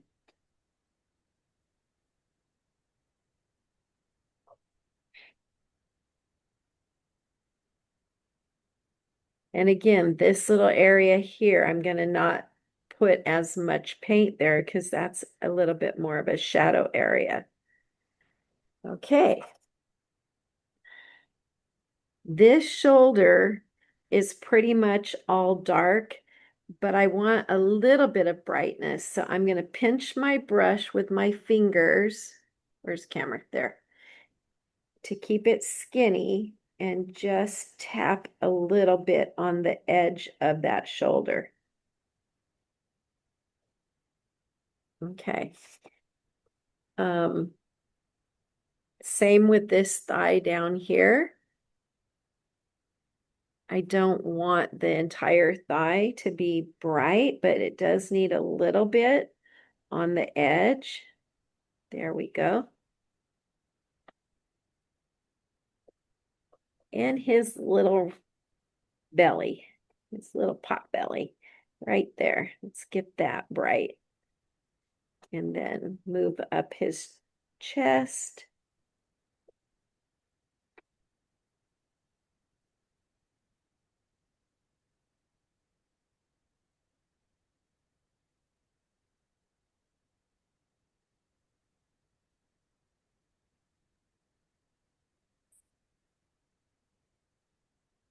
Again, I just loaded my brush with some more paint.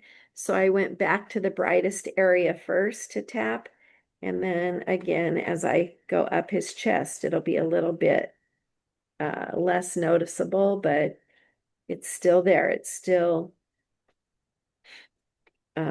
adding some brightness. So he has texture in his fur. I don't know what kind of bear Beary Potter is because he's pretty light. Our bears are all pretty dark. Some are cinnamon color. We have one 600-pound old lady. She's cinnamon. That's her name. Oh, And she is beautiful, red, mean as heck. She's the one we are afraid of. We don't want her on our property because she's scary. But most of them are dark, like black and golden, or not golden, reddish brown. But old Cinnamon, man, she's an unreal thing. I don't know why. One night, my husband, well, it wasn't night, it was early morning. He was heading to one of our son's house to pick him up for a golf tournament. And he thought he hit a bear. He was so shook up by it. And the next day, or when he got home later that day, we were looking at his truck. The bear had actually hit him. He ran across the road, and Don has this great big old dent in the back by his back wheel, where I don't know if it was the bear's shoulder or head, whatever hit him. But he said, I didn't hit the bear, he hit me, and he dented my truck. But the bear kept going, so he probably had one heck of a headache, but hopefully he survived. But just have to be careful this time of year. Okay. All righty. That's that. Now he needs a little bit more in these other areas. So again, my brush is still dirty.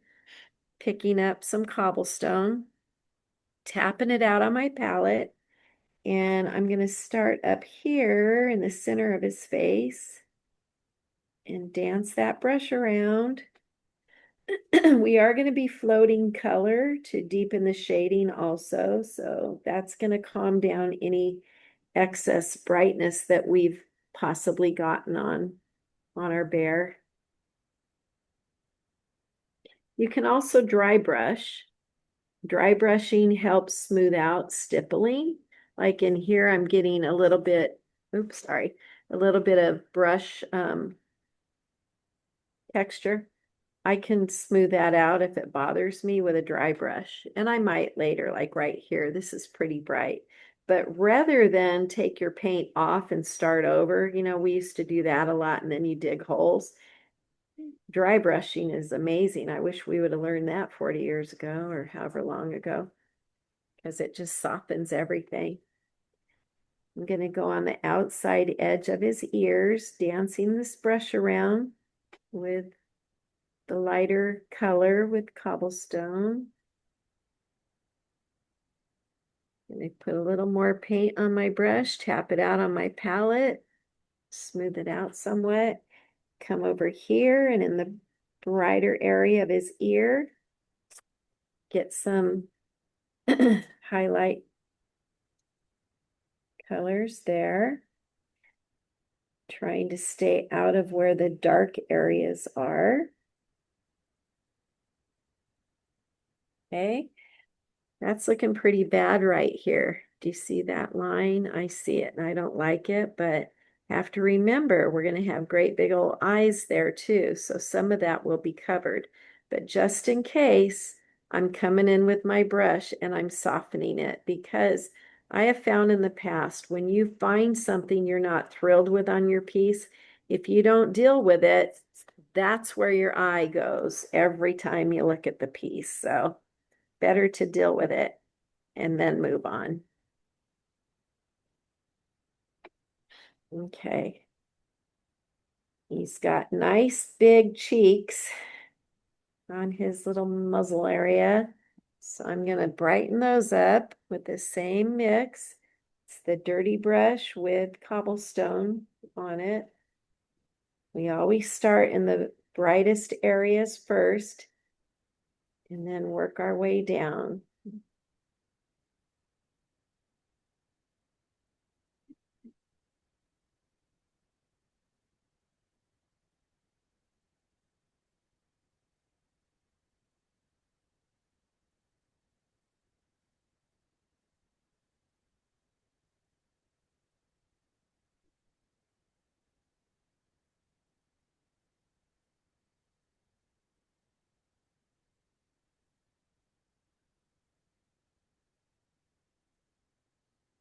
Okay. Looks a little uneven here, so I'll just bring some more color to this side to brighten it up. We are going to dry brush cheek colors on there, so not to worry too much. And we're going to dry brush as well. Okay. Yeah, we definitely need to dry brush to soften some of this. Okay, I'll give you a few minutes to work on that, and then we're going to pop it brighter with straight cobblestone, or I'm sorry, sand gray. We're going to go to sand gray next.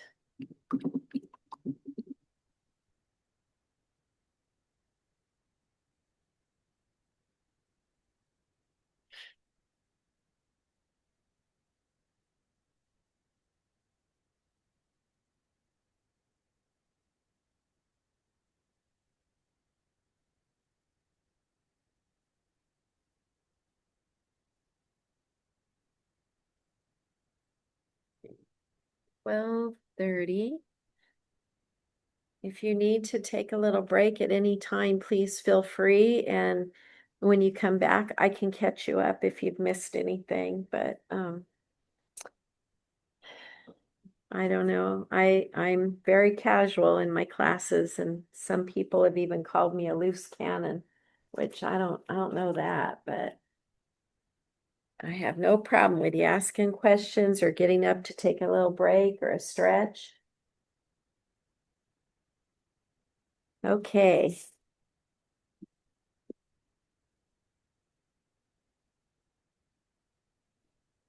Okay. I think what I want to do before we go into a brighter highlight is set some of the shading in. I think we need to do that. And that will also fill in my little gaps. And it will help guide us to where we need to add more color, either light or dark. So let's do that. I'm gonna do it with bittersweet chocolate. Oh, that's pretty dark. Let's start with burnt umber. I'm sorry. Sorry. Let's do burnt umber. Let's see. Let's go to a regular brush here. Okay, so I'm going to float some shading on. And I'm going to start with burnt umber. I will come in and deepen it most likely with the bittersweet, but for now, I'm going to go behind his arm on his belly or his body.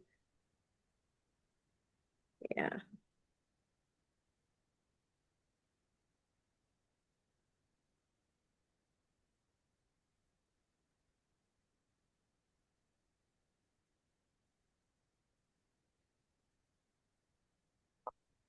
I'm going to go on his head, under his hat, down to where his cheeks are.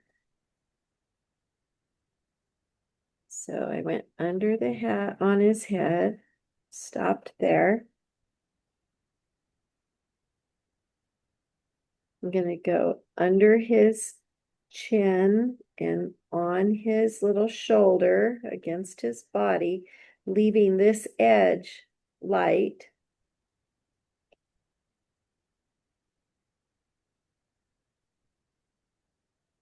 Go on his ear, come down by his head. I'm going to go around where that little dark area is on his ear and take it on down to the bottom of his ear. Don't want that super wide because we are going to come in here and deepen it on the inside, but we just want a little bit of a shadow there.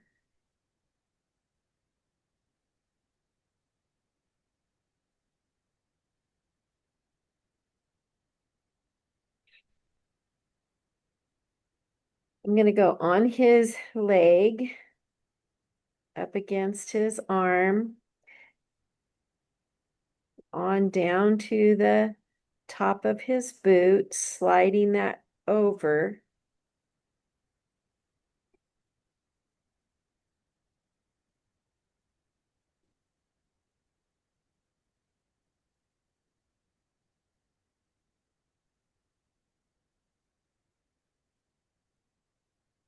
Okay.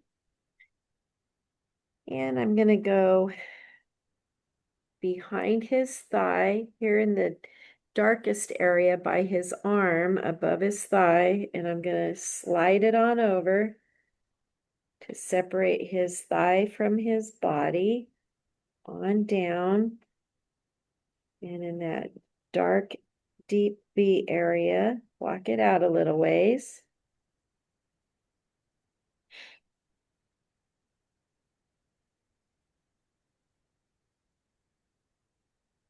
On his back leg, a thin little float under his belly.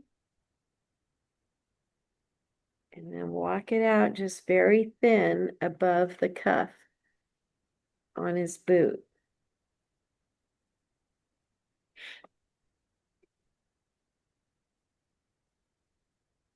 This is kind of setting the pattern without graphite. So I still see a lot of my background showing through, but it doesn't bother me too much because I can come in when I stipple as highlight and I can take some of that out. When I come in and deepen the shading, I will be softening those lines as well. So not to worry. Okay, I got some more paint on my brush and I'm gonna go down his arm just right around the top of the pot, and it's not a super wide float, but I'm gonna come on down on his arm all the way down to where it's behind his paw, and we're gonna set that shadow in. Okay, can you see that okay? All right. We're going to do a small, not a real wide float, just up here at the top of his shoulder, like where it would touch his little chin area, just a small little float.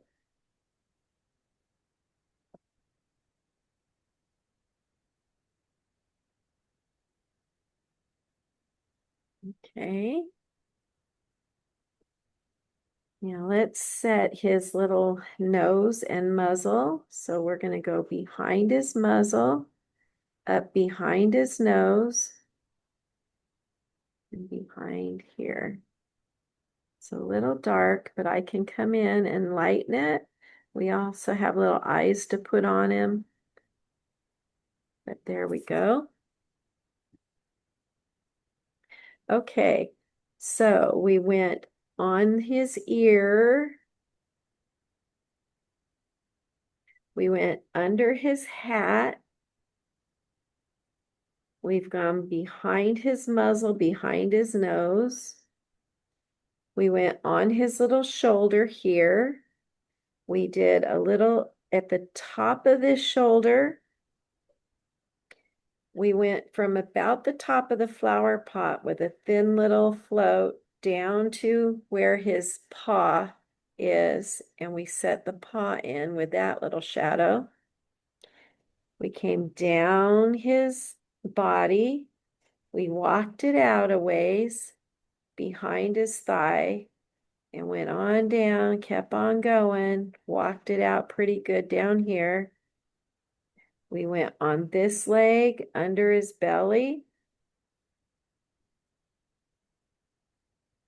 Now we need to come in here under his little smirky line so we don't lose that. Let me get a little more paint on my brush.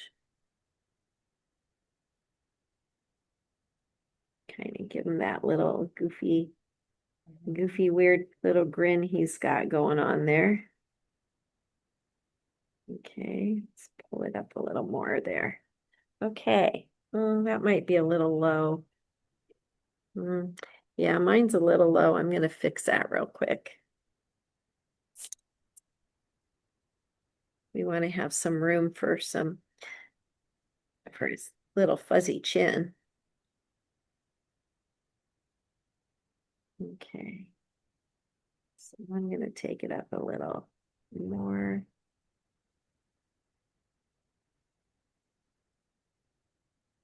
Okay.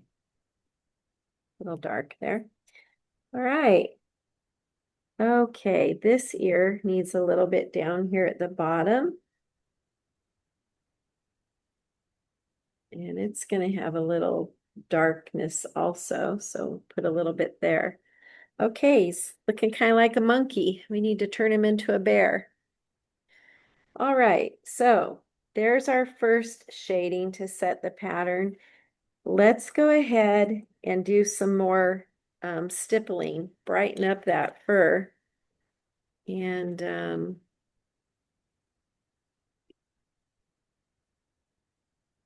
it's with sand gray. Here we go, to a smaller brush. Okay.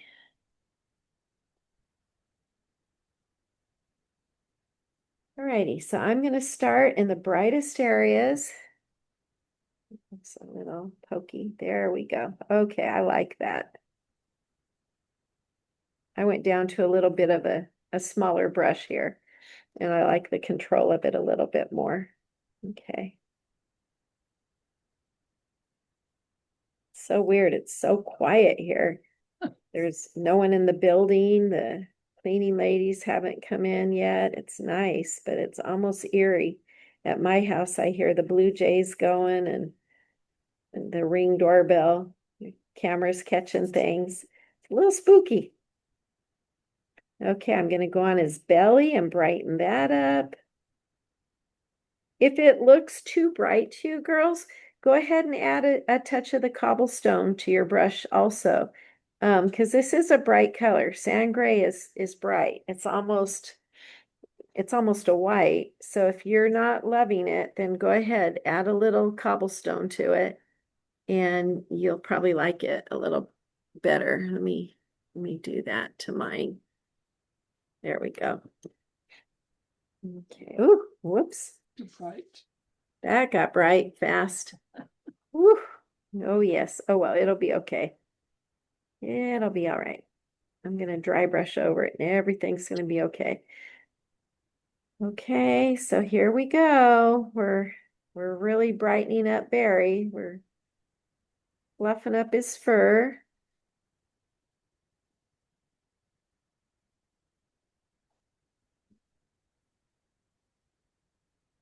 He is the most time-consuming part of the piece, but he's also the focal point. So we can't rush him. We need to get him the way we like, and we'll be happy. So don't be stressing if you feel like, oh my gosh, yep, he's the main focal point. He takes a lot of our attention.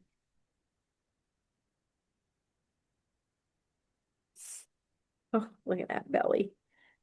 Only thing missing is his belly button. We'll get that in there later. Okay, I'm gonna go onto his thigh. I need to do something with that.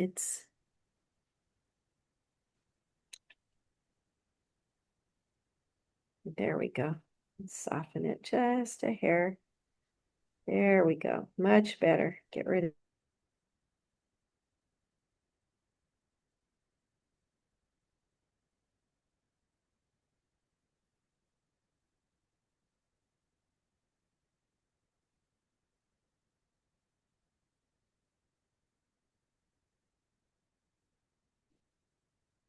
Getting worse.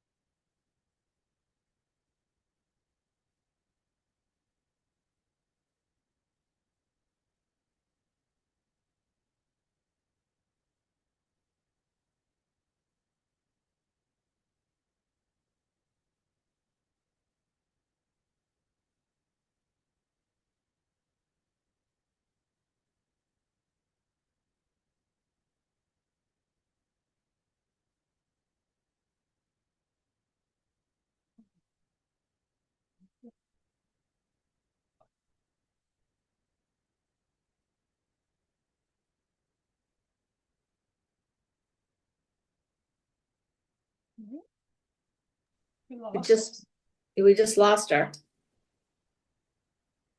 We did lose her, yes.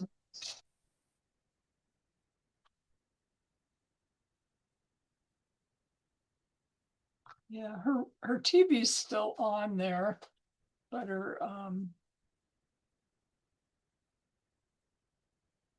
she'll get back in. Is she going to realize she's lost us? I'm sure she does. Oh, Well, she could be just teaching away too. yeah. Can you text her or something? I think I have her email. Yeah. I guess everybody could take a break until she comes back, huh? Anybody have her phone number to text her?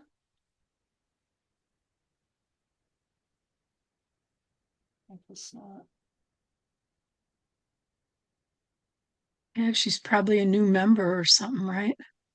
Heidi? No. It's just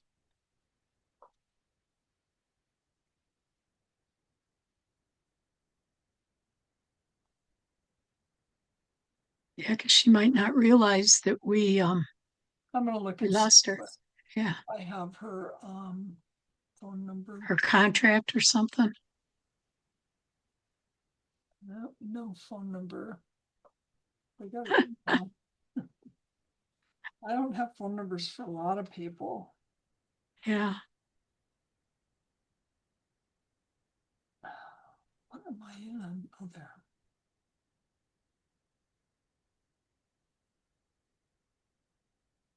Might be able to send a message to her. We'll see if this works.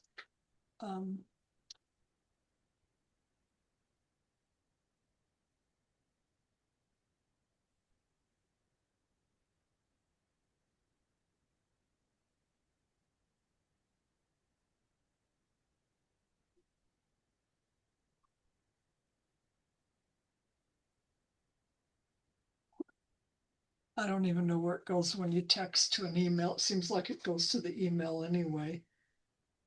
At me, I don't know. Um,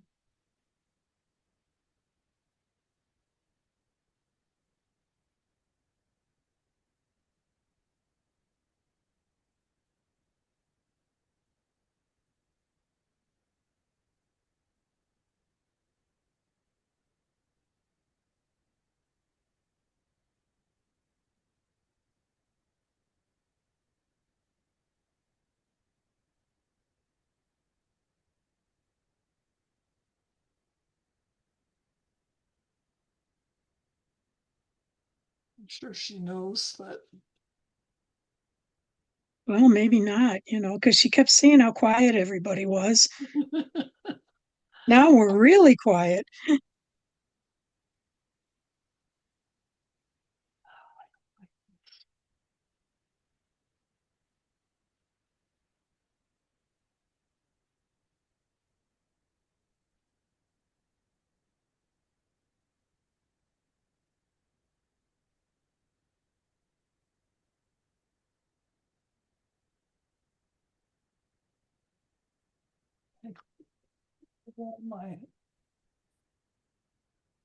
I'm going to stop the recording one.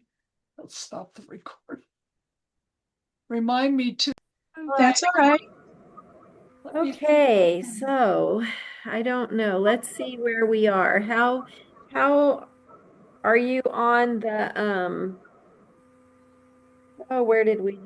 There's my This- We're like We're on brightening up his belly or something.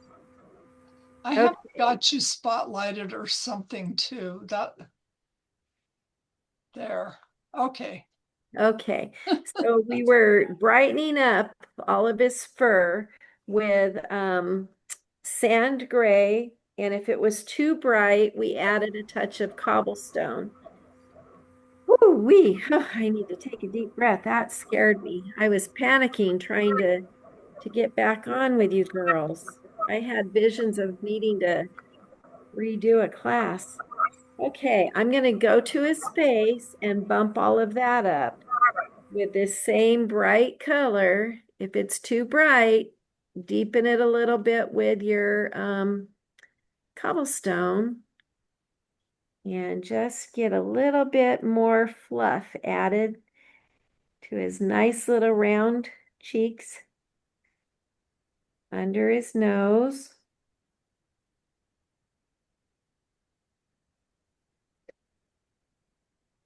Our guy is at his daughter's volleyball game and so I'm so sorry, help! Nobody's here to help me. So he said it's probably the laptop because the TV didn't go out, but no warning at all. All of a sudden, it just was gone. But hopefully, we get through this without any more problems. Okay, he needs a little bit on his face too, up or on his forehead. Brighten that up a little. I'm still dancing my brush around so I don't get round polka dots. And it's okay. He could use some more on his ears. They need a little brightening up. And I need some more paint. Let me see here.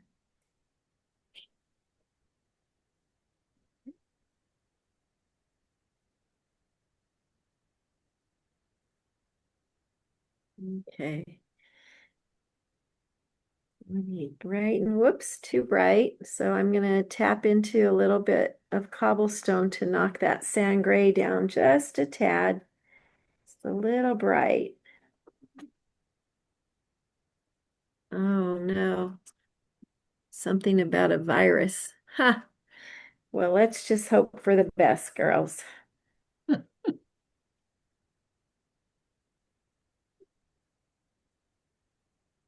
I don't know why it's doing that.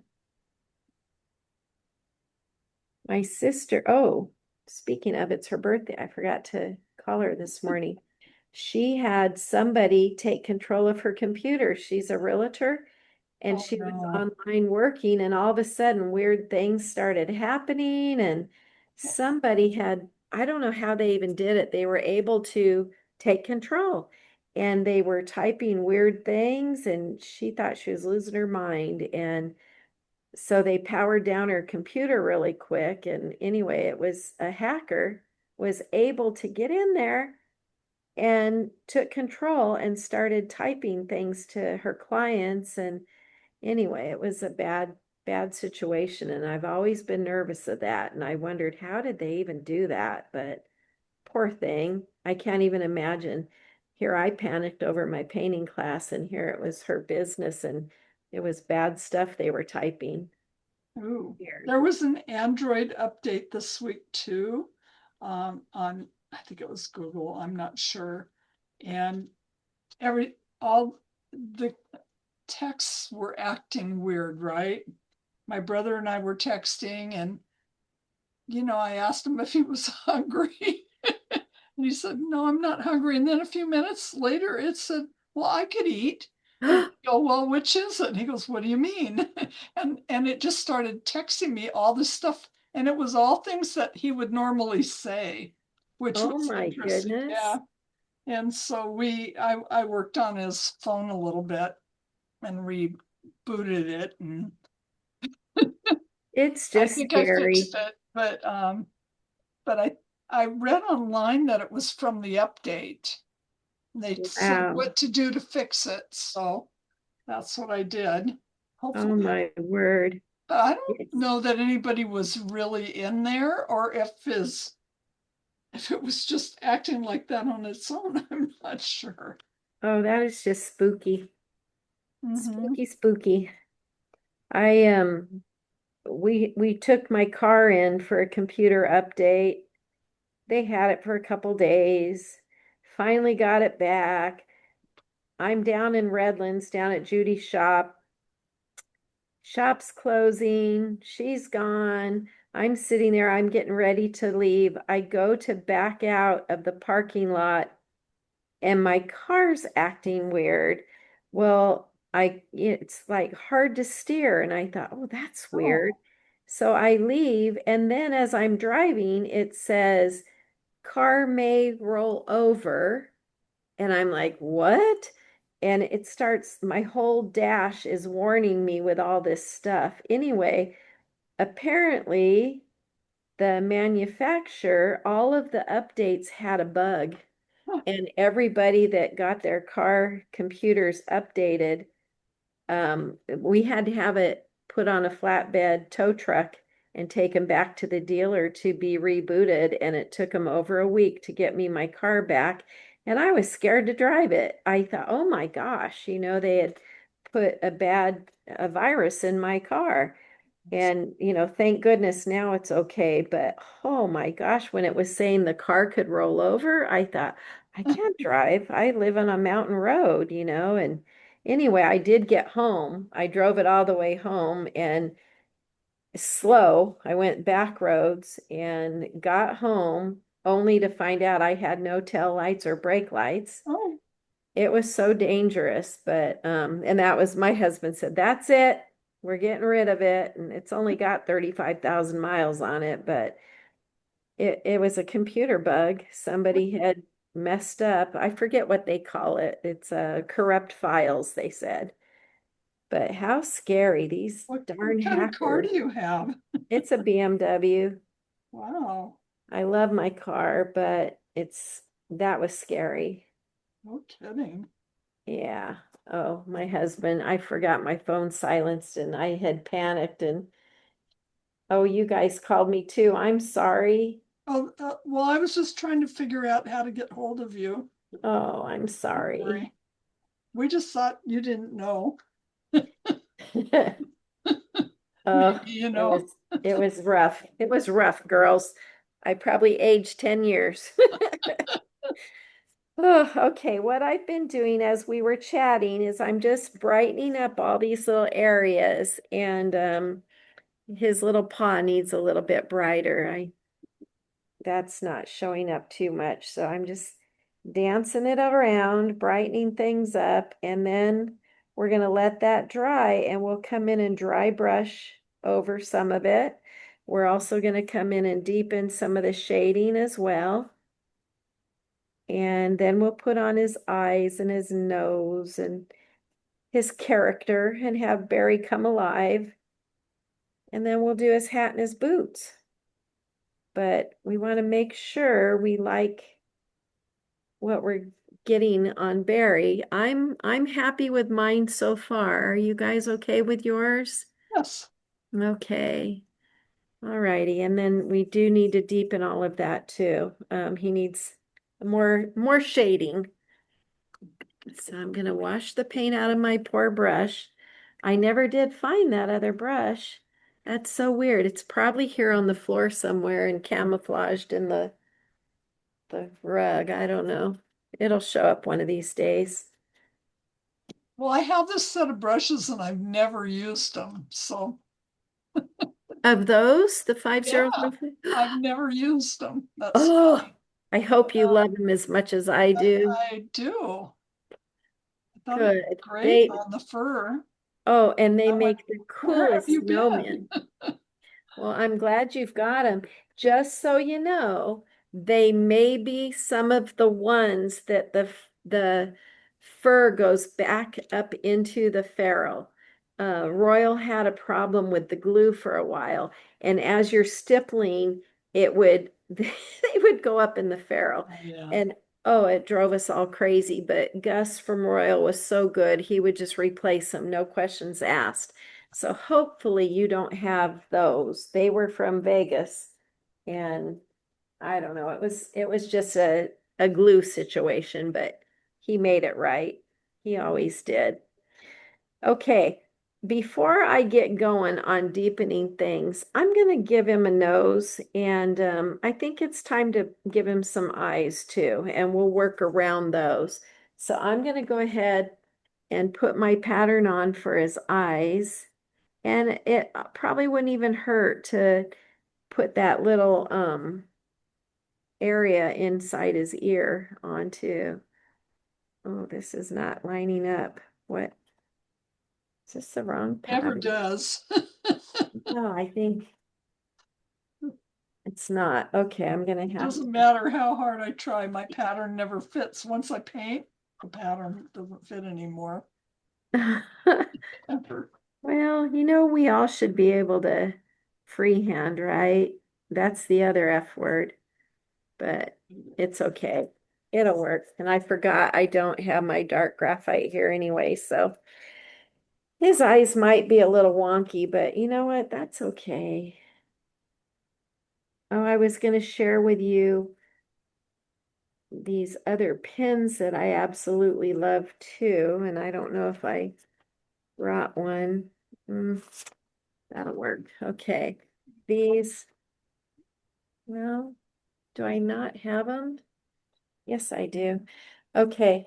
When we did more in-person classes, I always had little gifts and giveaways for my students, and one of them were these pins. It's by Pilot. It's a friction, I can never say it, Frixion. Oh, get it on camera, Heidi. And what they are just amazing. I love them. The ink disappears with heat, but I use it like a stylus when I transfer patterns. When I teach, the Brushwhackers, San Diego Brushwhackers has what we call Autumn Getaway, and it's a 3-day retreat and with multiple teachers and classes, and I teach there every year, and we base coat everybody's pieces. So when I have 20 people in a class and I have to base coat 20. Sometimes when you use a stylus, it tears your vellum or your tracing paper after a while. These do not. I can trace an entire class using one of these. I don't know why, but anyway, and I'm able to see where I've gone. Now, if I had I do have my heat gun. Let me just do it really fast for you. Maybe if I can reach the plug. Hold on 1 second. I'm going under the table, girls. Whew. Okay, I'm back. All right, so using my heat gun, look at that. The ink disappears. Oh, So I'm able to use that same line drawing again and again and not tear it by going over the same ink or the line over and over. It take the heat gun and it disappears. So there you go, a That's little very tip. cool. And you can get them on Amazon. I believe you can get them at Office Depot, Staples, maybe, but I always ordered them in bulk on Amazon. They're erasable pens and I love them. They come in color so you can see where you've gone on your line drawing or your pattern. So there you go. There's a little tip for you. Okay, I'm gonna go ahead and base coat in his nose and eyes really fast. The nose is with bittersweet chocolate. And let's see here.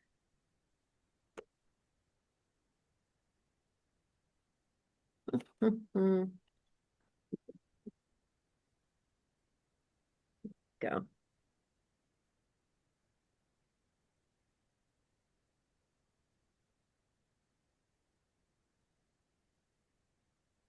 Yeah, talk about transparent color. This is definitely transparent.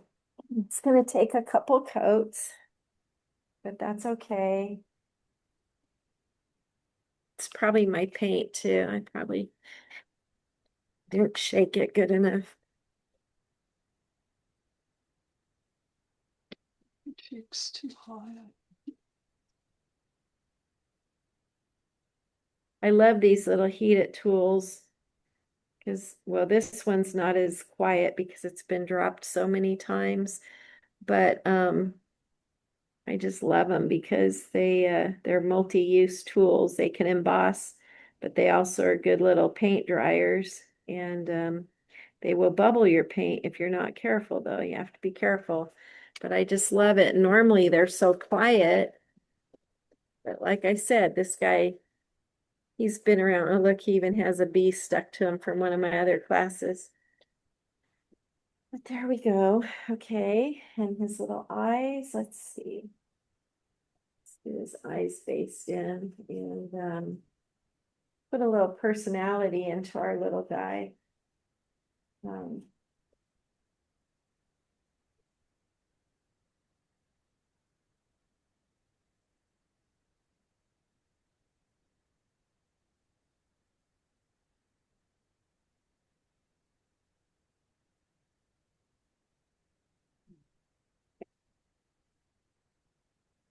all right, I'm going to take some warm white and um, base coat in his eye first.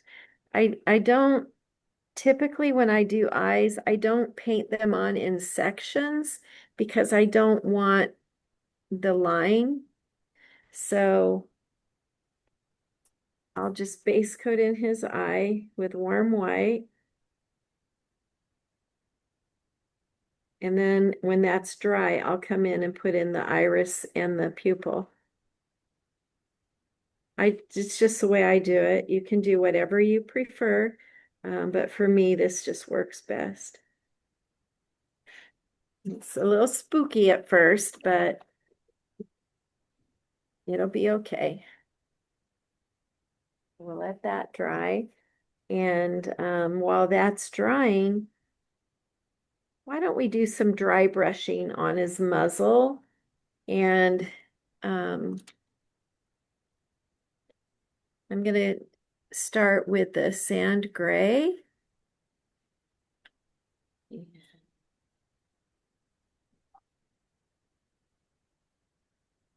it just kind of softens the fur effect a little bit. Sometimes the fur looks a little pokey-ish. This softens it, but it doesn't lose that texture. We want the texture. We like texture. I'm going to go down along his little smirky smile. Put a little bit of a highlight there with the dry brush to make it pop a little bit more.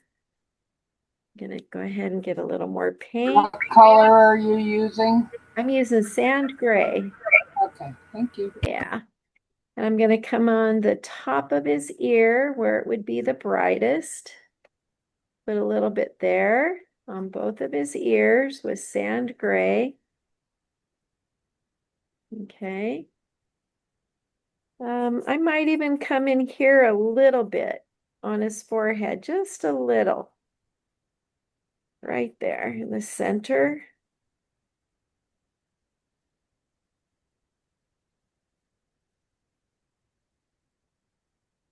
Okay.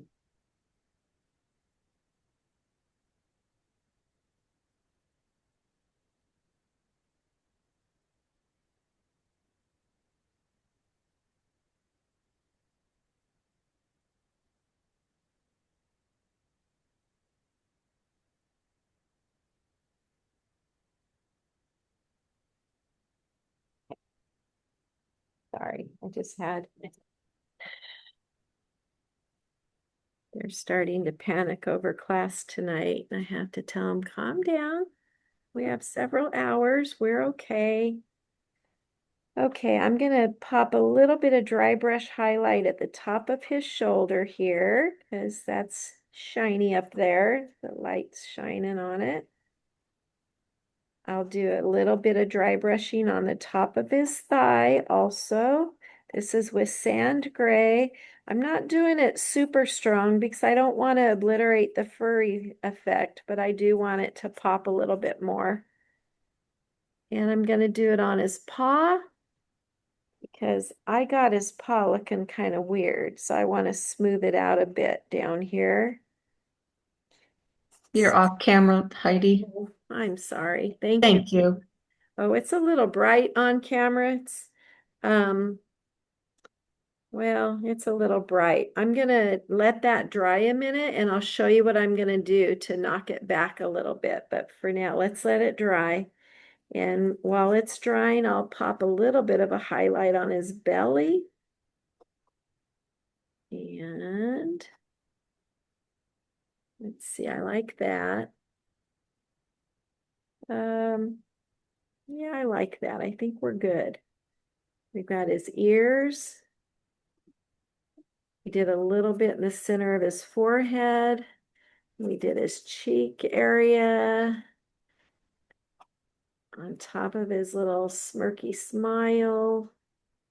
A little bit on his chin. We did his shoulder. We did his belly. Top of his thigh. And his paw. Okay. His paw is too bright for me. So what I'm going to do is just simply go in and I'm going to knock it back. Oh, my paint's drying. There we go. With a little glaze or float of cobblestone. And I'm just going to chop it in. No, it needs a little more. So let's go ahead and teeny tiny. I'm loading 2 hairs in burnt umber, brush mixed with my cobblestone. And I'm just going to glaze over it and knock that highlight back a ways. And I like that better. It could use a little more color. So let me get a little bit more of the brown on my brush. There we go. There we go. Yeah, much better. Okay, see, girls, we can do anything, right?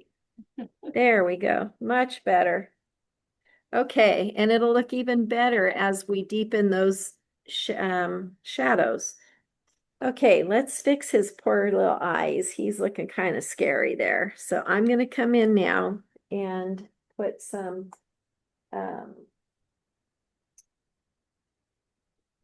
bittersweet chocolate for his iris. And I don't have the pattern on, but I think I'll be okay. Famous last words. I'm just going to come in. Is he on camera? Yeah, okay. Get some brown, but I'm not going to cover all that white. I'm going to leave some of that white. This is his iris. Well, my bittersweet is not as thick. It's probably an old bottle. So he's not going to have really dark brown eyes, but I'm okay with that. He has hazel eyes like my husband. He'll be okay. There we go. I'm going to leave some of the white showing, and then I'll come in with black and give him a little pupil. I'll probably come in and do a second layer on his eyes, but I don't want to dig a hole.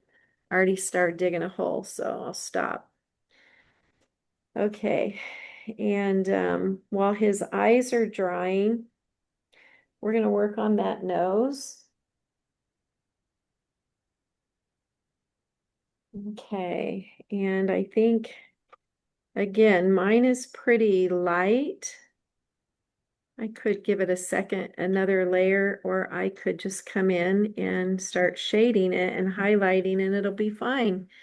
So let's do that. I'm going to go ahead and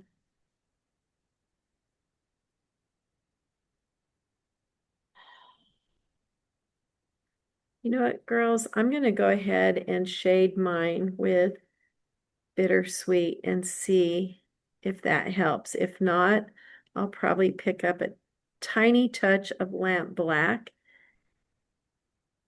No, that's working just fine. It just needed more bittersweet. So what I did is I just came in and did a float, a heavy float, C stroke of bittersweet, and I like it.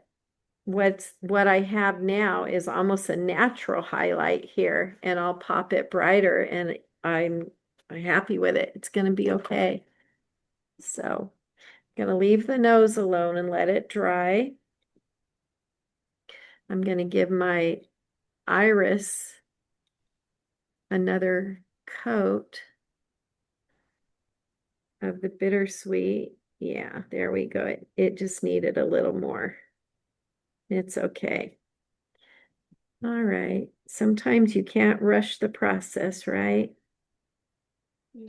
Here we go. Oh, he's looking so goofy. He's got such dreamy eyes. He's so funny. Love him. Okay, let's start deepening some of the shading. Finish up our berry. Yep. Okay. All right, let's look at the shading. We need to deepen that, and I think we're gonna do it with go ahead if you need to get out some fresh bittersweet, and also if you need to freshen your black. It's been a while, we haven't used that. So here we go. All right. There's two different ways you can do this. If you want it to continue to look fuzzy, you can stipple it in. You can also just float it in. I'm going to float this one and show you the difference. I'm going to do bittersweet, and if it needs to be darker, we'll add 2 hairs of black. But I think because we started with the burnt umber, the bittersweet will be dark enough, and it is. We'll just go back in the deepest areas with a little bit of lamp black. But for now, we're just coming in and we're going over our shading, deepening it with a float of bittersweet chocolate. Could use a little lamp black. Yeah. Okay, girls, I'm gonna just put a couple hairs of lamp black in, brush mix it.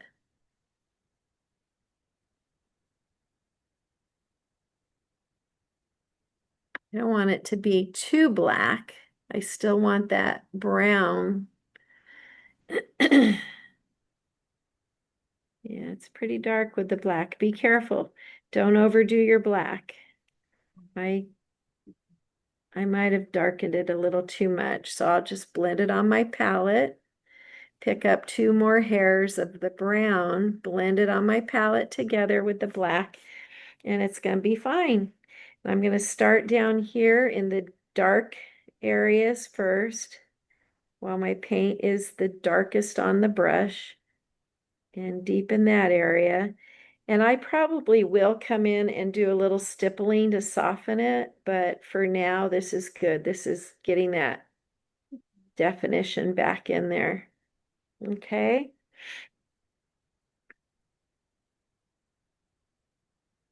All right. We want to add a little bit more behind his paw. Oh, that sound scared me. I thought I lost you again. Okay. It's a little dark, but it'll be okay. Yeah, it's good. It's good. It separated it. That's good. Okay. All right. A little bit on his head, under his hat. Just a little. That little hat is casting a shadow. I'm just kind of scrubbing it along.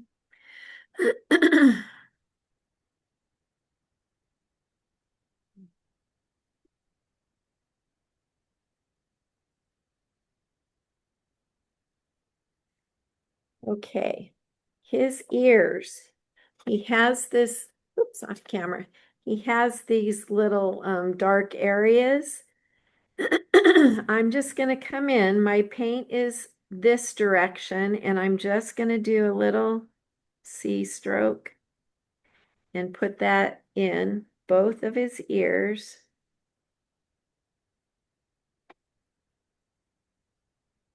There we go.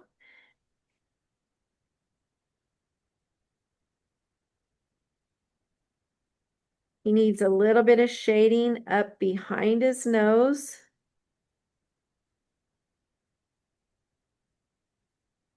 Okay, my brush is not blended out well enough, and that's why it got a little dark there. Thank goodness for finger painting, right, girls? We can soften it with our finger. Okay, gonna go behind his little cheeks. We are gonna shade behind the eyes once we get those eyes and the lashes done, but for now we're going behind the cheeks. We went behind the nose. I might even come in and deepen a little bit on the nose with this color. Yeah, I like that. I do like that. There. Okay. I'm gonna go ahead. I'm gonna deepen a little bit at the bottom of his ear. Just a little bit, not too much. Okay. All right, let's do that belly button. Let's do that. That's a little C stroke. There it is. I love it. Love it, love it. Okay. I'm feeling like this little area needs to be walked out a little bit more. Can't see your belly button. What about the belly button? Can't see it. You can't You're see. off camera. How's that? Oh, It's just a little C stroke.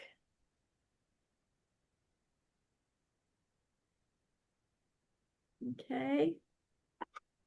All righty. Under his smirk, mine needs better definition. You might be okay with yours. Mine, I lost it. So I'm gonna come in here and I'm gonna go up, and then I'm just gonna take it over here. And I'm gonna come down here. Oh, that's goofy. Okay, right there. I need to add a highlight there because I messed that up. So super easy. I'm gonna come in with a float. And I'm gonna float along the top of his smile line to put it back in. There we go. That helped. Very good. Okay. Happier with that now. All right. Oh, he's goofy. He needs dimples. I'm going to do dimples real quick on him. And what I'm going to do is just a side load of the brown. I'm going to come up and just do a little curve. Just a little curve. Just to add a little bit of goofiness. Okay. His eyes are ready to be finished. He needs a little pupil, and that is with lamp black. And I'm just going to go from the top. Is it on camera there? From the top, just kind of.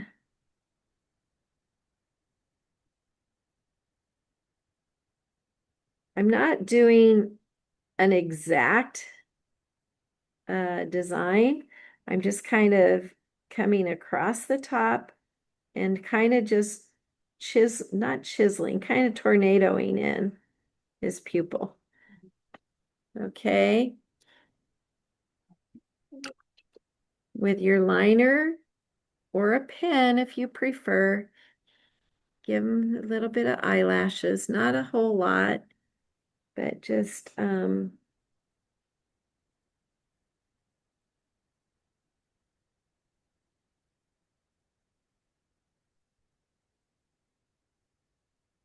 whoops, I'm going to have to go upside down. Sorry, girls.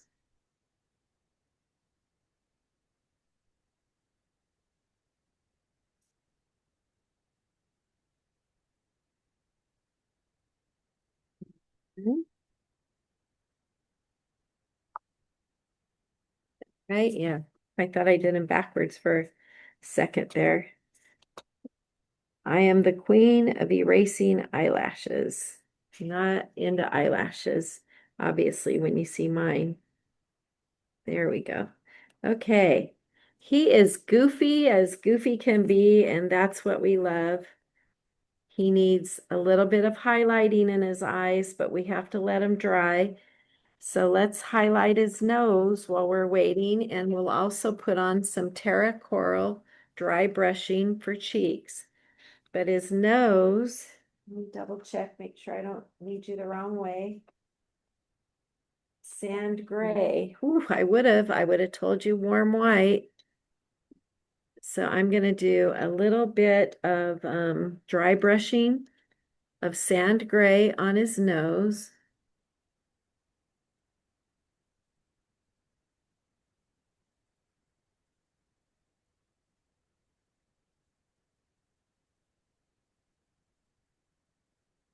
Good enough. And maybe a little comma stroke. You can either stroke it on or you could float it, a little C stroke for a little tiny highlight on his nose. I feel like his eyes need to be outlined because they got a little droopy. So I'm just going to take my liner with a tiny bit of black because we don't want him to look too strange. I probably should put on glasses, girls. I forgot, don't have my eyes. Here we go. And we're just going to do a little thin outline to define his eyes a little better. There, get back on camera. Yeah, the eyes got a little strange. And I think I'm gonna go ahead and pull it down. Yeah, he's got girl eyelashes, but that's okay. They're goofy and cute. Okay, and they're not fully outlined because you don't want them to look color booked. Okay, so it's kind of just a hit and a miss outline. Okay, there's that. He needs a little highlight in his eye. And okay, that's where our warm white comes in. Or you could do sand gray because it's a good highlight color also. But the original has a little tiny stroke of warm white. Just little tiny thin stroke of warm white highlight in his eye. Okay. Let's see. What brush did you use for that? I just use my 18-aught You know, Chris Epic liner, script liner. Your eyes look amazing, Heidi. My goodness. Are you kidding? No, I'm not. Tears. They look amazing. Oh, They're adorable, Heidi. thank you. That's super kind. Thank you. Did you could sense that my anxiety is through the roof, right? Oh, well, don't be. You're doing so well. You are such a good teacher. Well, thank you. That's very sweet. That computer glitch threw me for a loop, girls. I am such a control freak when things like that happen and I don't know how to fix it. Oh, it just makes me crazy. Okay, I have loaded Terra Coral on my dry brush and I'm wiping it off on my favorite shop towels. I always test on my hand too to see if I've taken off enough. And I'm just gonna blush his cheeks. And if I took off too much, which I did, I can always come back and brighten those cheeks. But I would rather play on the safe side and do it in layers if I need to. And I might need to, but then again, maybe not. Maybe that's good enough. Okay, so that's his cheeks. Okay. And what brush was that, Heidi? This time I used Chris's diverse dry brush. I love Chris Hoy's brushes. I do. They don't last as long as, my favorite has always been Low Cornell. I learned from on Low Cornells. They're my go-tos, and it's sad that they are gone. And somebody told me King Art are the same. I don't find that to be exactly true for me. So I treasure my Low Cornells, but I do love Chris Hoy's brushes.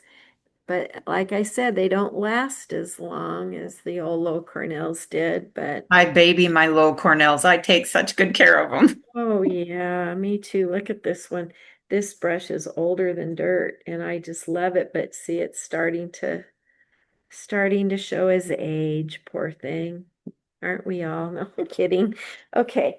Let's do boots.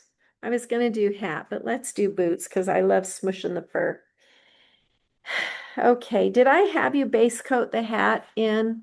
I don't remember if that was on your prep or not. Yes, it was. Oh, good. Okay. Let's go down to the boots and put his shoes on him. Okay, I feel 138. We're okay. All right. Boots. Olive green. We're gonna need olive green. We are going to need celery shoot. If you don't have celery shoot, but you have something like wasabi or I don't know, margarita, you could even add white to the olive green, to be honest with you. We're going to need plantation pine again. Yours might be dried out by now. Mine is. We're going to need black green.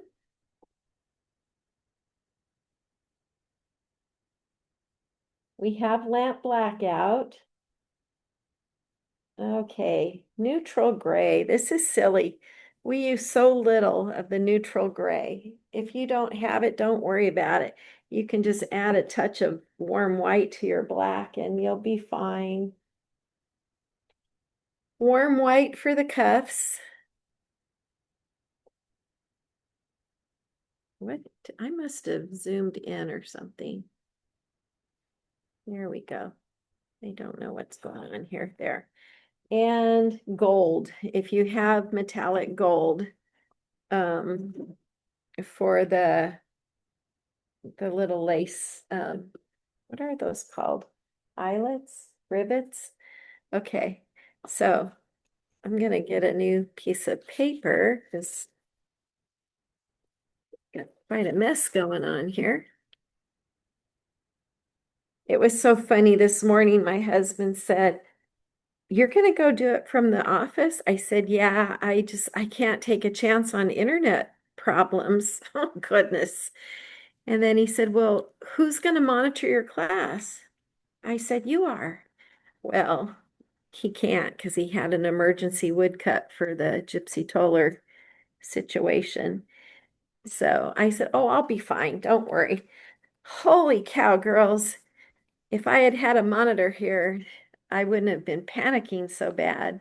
But, oh, Lordy, I was Oh, it was fine. That wasn't well, very long. We turned off the recording and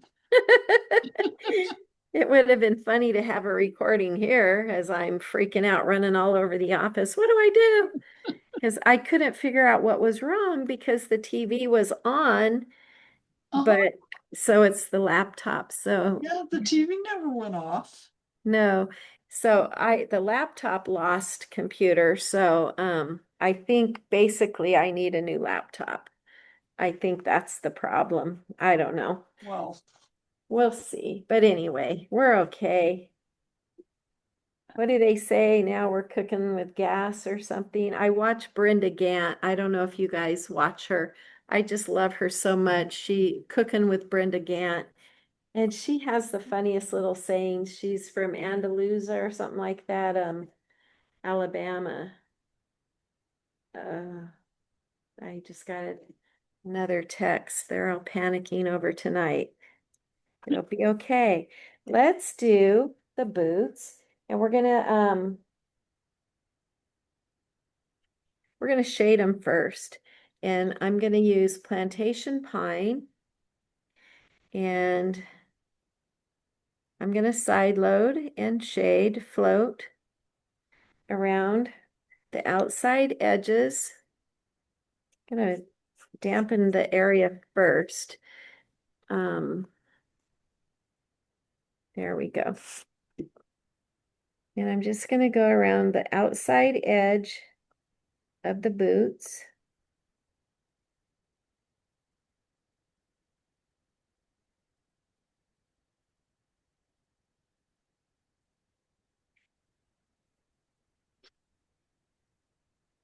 With plantation pine, and we will deepen it either with another layer or we'll just go to black green. But for now, we're starting out outside edges with plantation pine in between the two boots.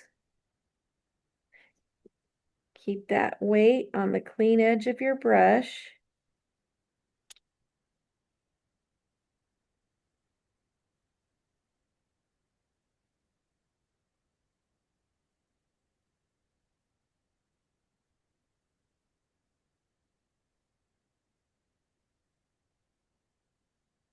Not my favorite brush. I'm gonna get my good brush going again. There we go.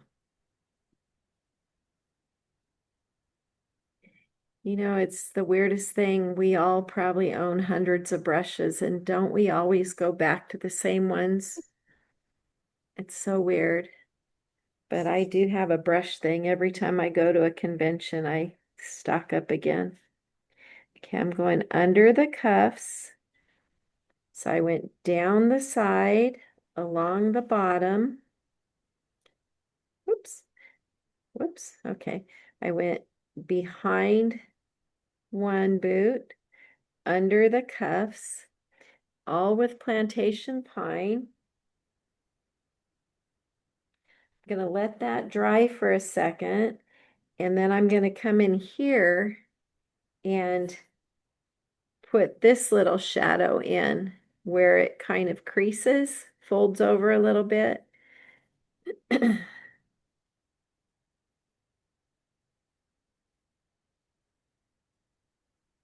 What I'll do is I'll just come on down the front side and then I'll pull it in like a back to back almost, just to create that little bit of a crease. And I'll come in and deepen it in a minute too, but there we go. We laid in our shadows.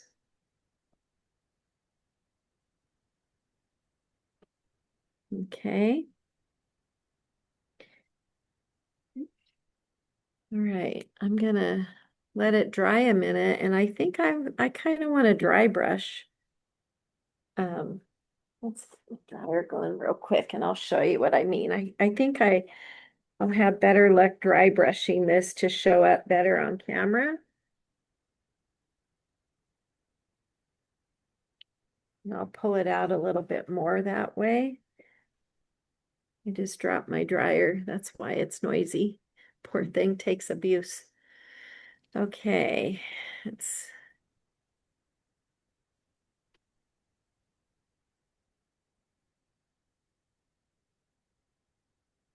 that showing up? Yeah. Okay. So I'm just dry brushing a little bit heavier. I can't see what you're doing. Uh-oh. Okay. I'm gonna come in here with a dry brush and I'm taking that color down a little bit more with And the what's dry the brush. color? This is plantation pine. There we go. And then see in here, I feel like that needs to be a little bit deeper. It's kind of like, it's not really a fold, but kind of, you know how right here where it's a crease, whereas boot folds a little bit. I wanted to bring that out brighter. Okay, so there we have it. That's with plantation pine. I don't know what's going on here. There we go. Just looked weird for a second there, but we're going to be highlighting the boots like crazy. But I like to put a little bit of a shading in before a highlight, so it gives us a little bit of a guide where to go. There we go. Okay. The highlight color is olive green to start with.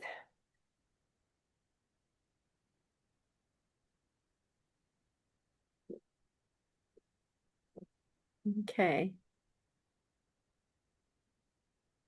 Again, if you don't have olive green, you could use yellow green. Any bright green would work. You don't always have to use the color listed.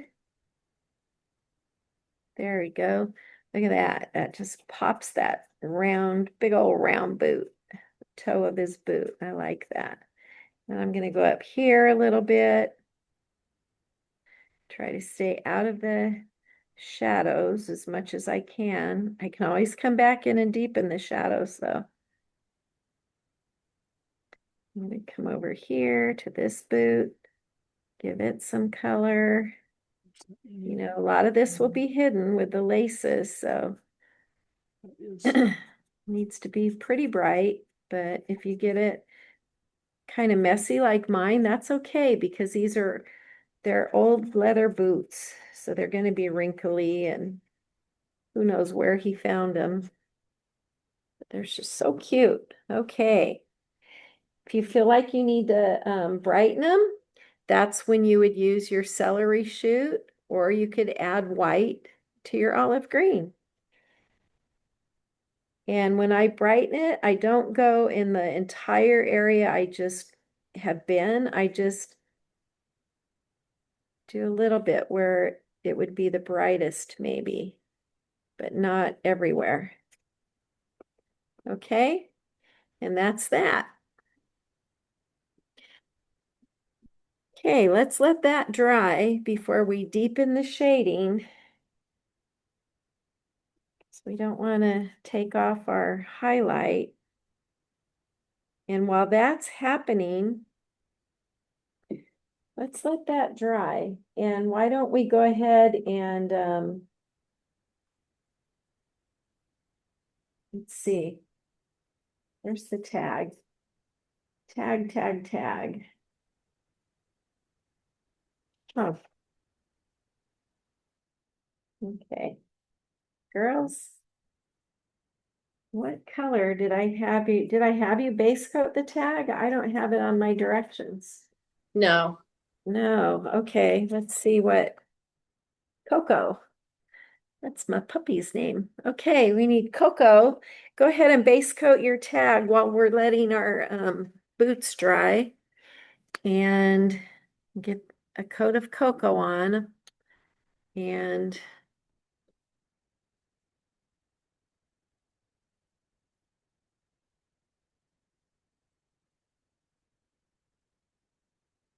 like a little shipping tag almost. That's telling them to hold the tree for Beary. This is his tree. This little Charlie Brown, goofy little tree. Does anybody here, have you ever painted with Wendy or have you met her? She has a shop up in Canada somewhere. I saw her website though. Oh, don't you just love it? Yeah. She's got great designs, great designs. Every time I teach one of her classes at Autumn Getaway, it fills. This year, no different. It was the first class that filled. The first couple of days, they wrote me and said, your class is full already. And it's a Wendy Fahey design. And I can't wait to teach it. It's heartwarming something. It's a little mouse on a shoe. He's so cute. But every time I teach one of hers, Milton the Moose, that was who it was many years ago. Gypsy Tollers used to have a retreat. And Milton was a 3-foot tall moose, and that class filled. In fact, I taught him twice. It's just her pieces are just sweet and they're fun to paint. And anyway, okay, so my tag's going to take 2 coats. I don't know about yours, but mine definitely will. So I'm going to let it dry a minute and oh boy, let's see. I have 2 girls that are in our Camp Whimsy that are deaf, and they're so nice, and it's so hard to communicate with them, and I feel so bad. But this poor girl, she doesn't have the Zoom information for tonight's class, and she's panicking. And I don't have her email. I have to have Judy send it to her. Okay. All right. My boots are dry. I bet yours are too. So let's deepen the shading with black green. And you know, when you deepen a shading, it's not as big as your initial shading.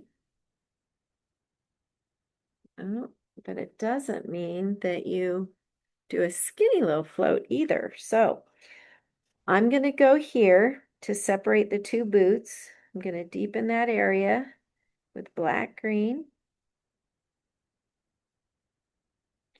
Oh, I just love that color. I think it's so pretty. Okay. So we deepened it between the 2 boots.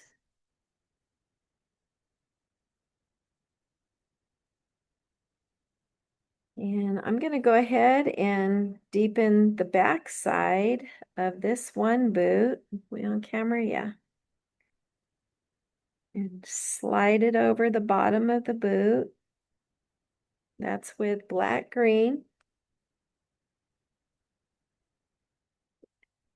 Very carefully, I'm going to go under the cuff area.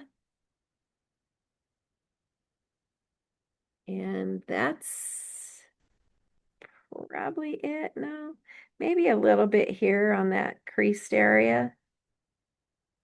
And there, that's it. Okay, so we went down the back side. We slid our brush over along the bottom. We separated the two boots. We went a little bit of a slanted chisel, so it's a skinny float under where the cuff area is. And we deepened a little bit here in the folded area. And that's it for that. We'll let that dry. I'll give my tag another quick coat of cocoa. We have two little dogs. Never used to have little dogs until a few years ago. And these two have just melted our hearts. They're sweet.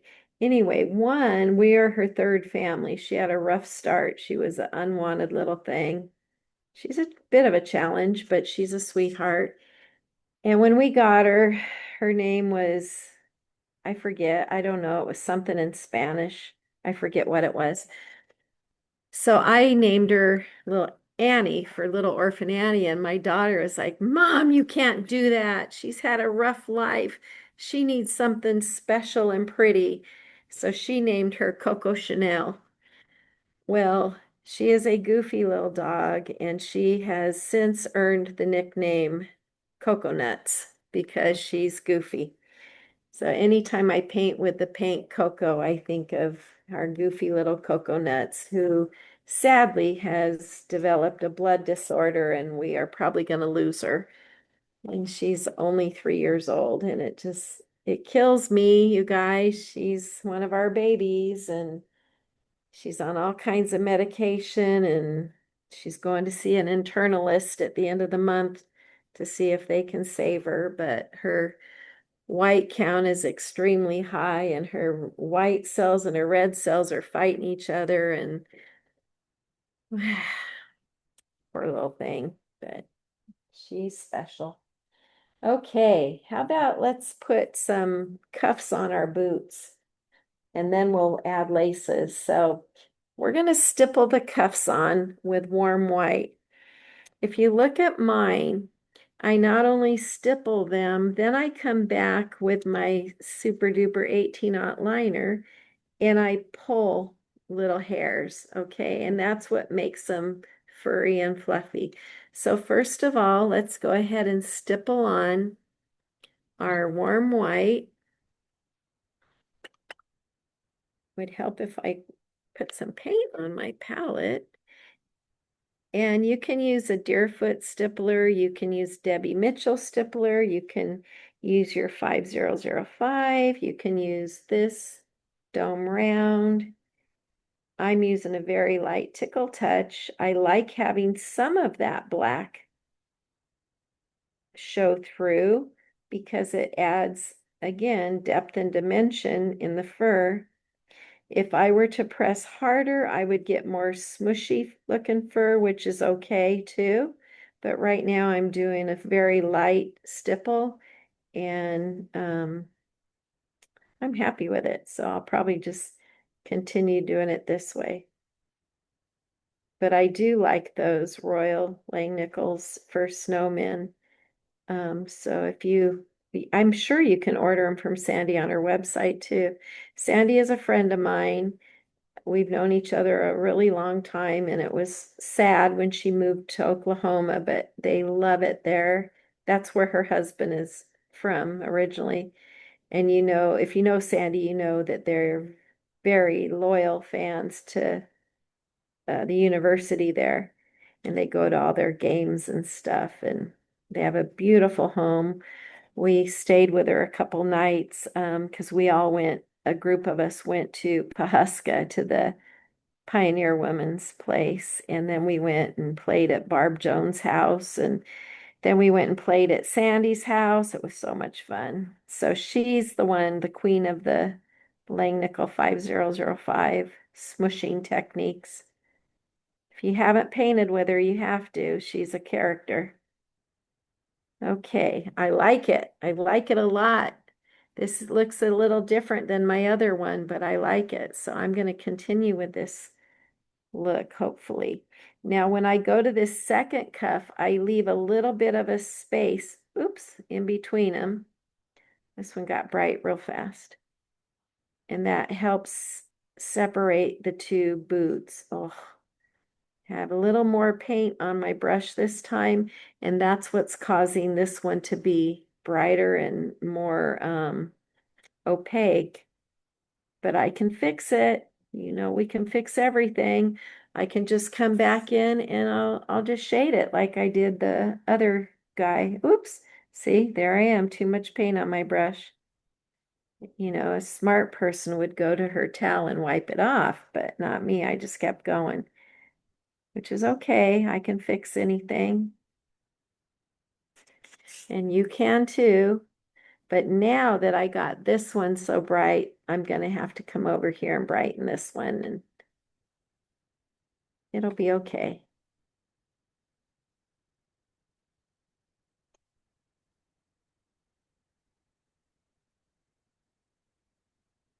You hanging in there, girls? Okay, I always wondered who um, Hill Country was on Facebook. I didn't know it was you, so I'm glad to know that now. I'm trying to figure how to add my name in there, but still honor I started that after the flood last year and all those people were lost and I just needed to do something to, you know, honor them. So Oh, that's what that was about. But I need to put my name in there because there I have confused a lot of people when I sign up for classes and things. It's yeah. confusing. Yeah, I bet. Yeah. Yeah, I could see that because I didn't know it was you, but I'm glad to know. Oh, Hill Country, that's sad. It's just me, but just in the year I had almost 700 people. So it's just Wow. fun Yeah, having people in there. I don't really do anything with it yet. Someday I will. yeah. It's like me. I keep telling the girls, yeah, I'm gonna start those classes. I mean, we already have projects that we want to do. This garden gate. Oh my word, if you guys could see, oh, this garden gate. And for a year now, I've been saying, yeah, we're gonna do it. But then nobody wants to step up and take president of Gypsy, so I keep doing it. But it's okay. It's all good. I think my bear is a little too soft. I like this other one that I fuzzed up more. So if I were going to do anything to this guy, I would fuzz him up more, but for now I'm going to let him go. But just so if you want to fuzz yours up more, I think mine could use a whole nother layer of stippling to get him to be as soft as this guy. But that's how I would fix him. But for now, we're going to keep on moving. I do need to let my cuffs dry before I come in and shade them. So while they're drying, I could come in and do his laces. Um, they, I'm, they're just done with a liner brush and lamp black, and they're just lined on little X's for the laces. And then the little rivets or eyelets are a dip dot of metallic gold. I'm not going to do those because I am famous for smearing dip dots. So that's how those are done. But I'm going to go back and finish the cuffs and show you how to do that fur. Um, and then we'll work on the tag and the hat. It's 2 o'clock. Okay, we can finish. We'll definitely finish. Um, okay.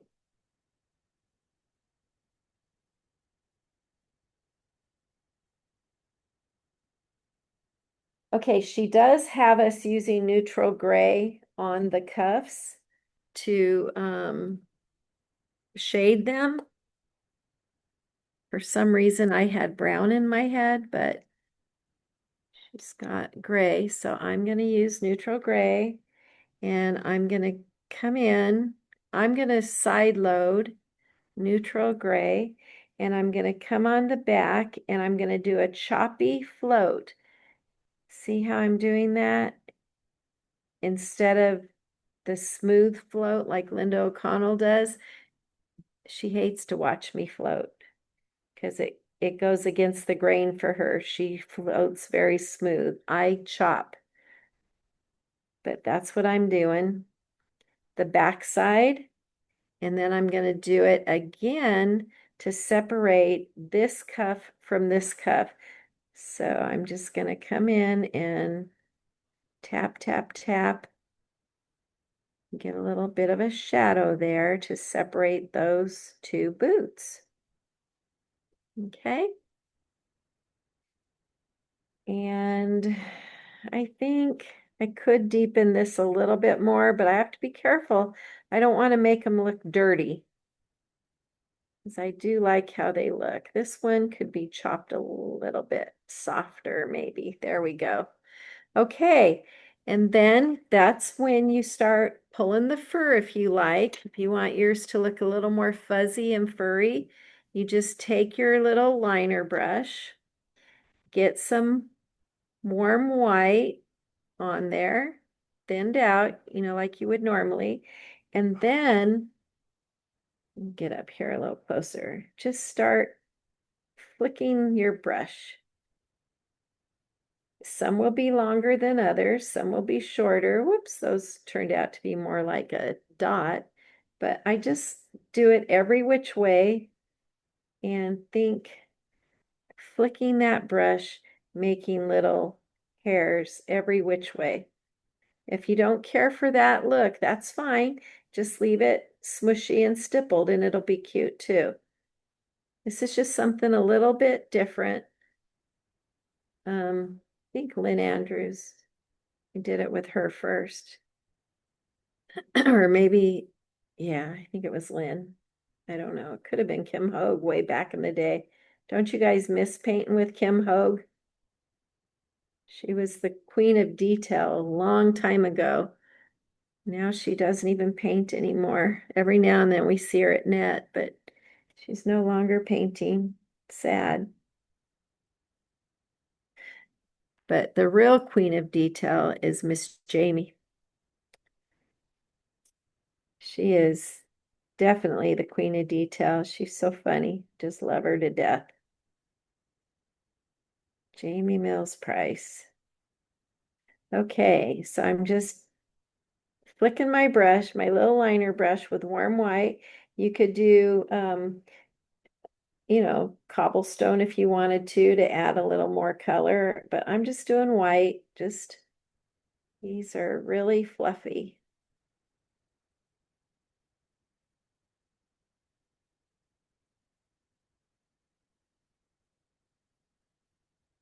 Okay. Can make them as fluffy or as much as you want.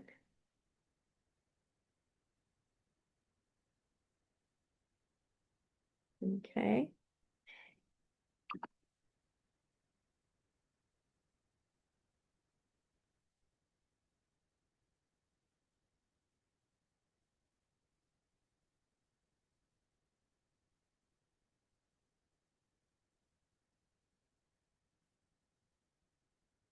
Barry really needs his hat painted. He really does. So we'll work on the hat next. So get your boots as the way you like them. I might go ahead and pull some laces. Oops.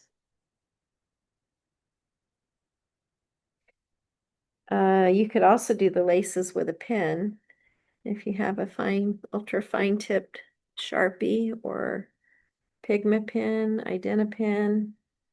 Let's see. Sometimes late in the day, I'm not good with liner work.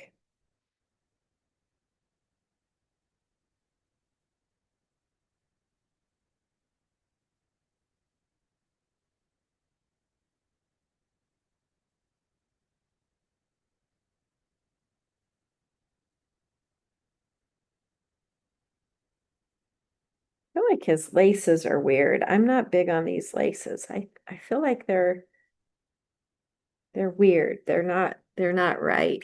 I don't know what's wrong. I need to check out my husband's boots and see why they're bugging me. Let's see. Yeah, I'm not going to finish them because I don't have the pattern on and they're bothering me. Does that ever happen to you? Something just doesn't look right to you? So let me double check something here. Mm, yeah, they're there. They're just like her pattern. It's me. Okay, I'm going to switch up to the tag and then we'll do the hat. So let's finish the tag. We need burnt umber.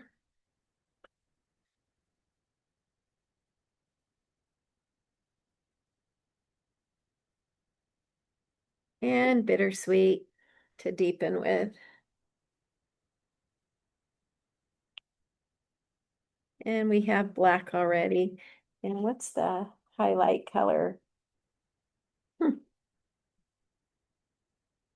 It's not one. On the Okay. camera, your tag looks like it's gold instead of burnt umber. You based it with burnt umber, right? No, I based it with cocoa. Oh, Do you want to throw that's some so light. cocoa on top of your burnt umber? We've got time. Yeah. Yeah, go ahead and do that. And while you're doing that, then we'll just switch up to the hat. And that will give your tag time I to catch dry. up pretty fast, so Yeah, you're okay. No worries. I thought that looks yellow. Yeah. Well, it kind of does almost look like it's got a little antique gold going on there. That's what it looks like. Yeah, I think it's just the camera. But okay, so while you're doing that, we're gonna switch up to the hat, girls, and let's make that cute little hat. And jewel green is one of my favorite colors now. I was so happy a couple years ago, Maxine did a piece, a little oval bentwood box, and it was with jewel green, and that was it for me. I fell in love with that color. I painted that with her at Net, I think it was, and just so cute. So his hat, he's got these funny little stripes. You see those? And I just took one of my small dry brush brushes here. Ooh, could even use this one. Oh, I'm going to try that this time. Last time I used my little teeny tiny 1/8 inch lunar blender, but I'm just going to come in with a little dry brush of jewel green and make those little ridges in his stocking cap. So I'm going to load this little brush in jewel green. Let's see, oops. And I'm just going to come in between the pattern lines with a dry brush. Oh yeah, I like that. Kind of go with the shape of the hat and just dry brush in some jewel green stripes to create the texture of that stocking cap.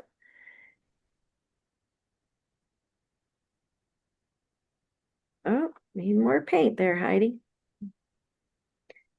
There we go. Oh, I like it. Don't you love it? I just think it is so pretty. But I'm a green person anyway. I love green. Who's I love all colors, to be honest with you. It's so funny. You should see, we set up we have the gypsy events in the grand ballroom of this mansion. And for Shara's classes, we always do bright colors. So all the tables are alternating colors of lime green, turquoise, and what was our third? Oh, hot pink this time. It's like a party. You walk in and it's like, oh, wow.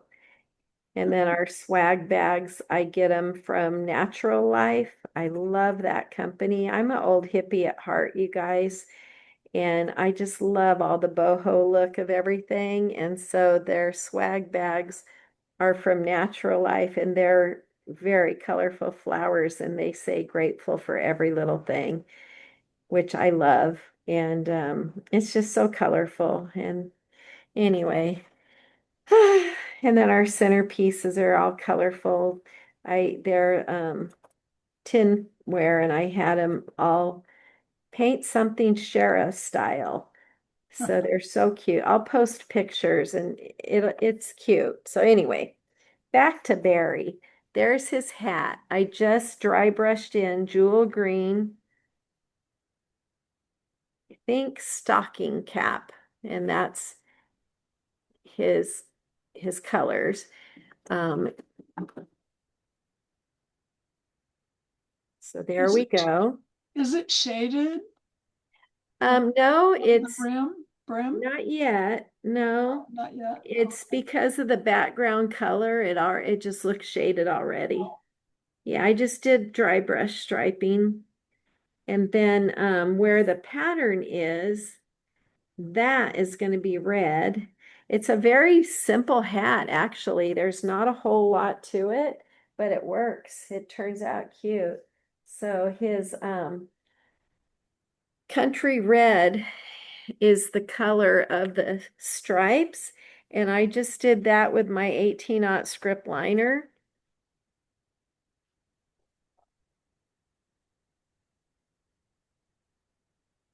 And let's get some paint on my brush.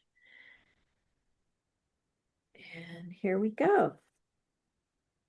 So it's pretty much outlined with this country red. Whoops, that's not outlined. I just did the stripe, but it's all the same. So country red.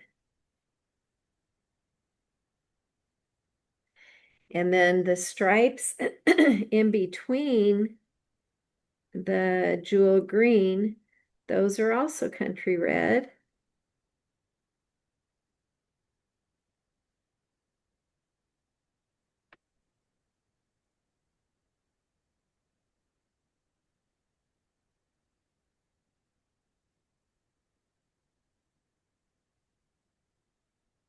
It's so cute.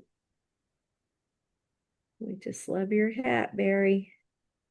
So cute.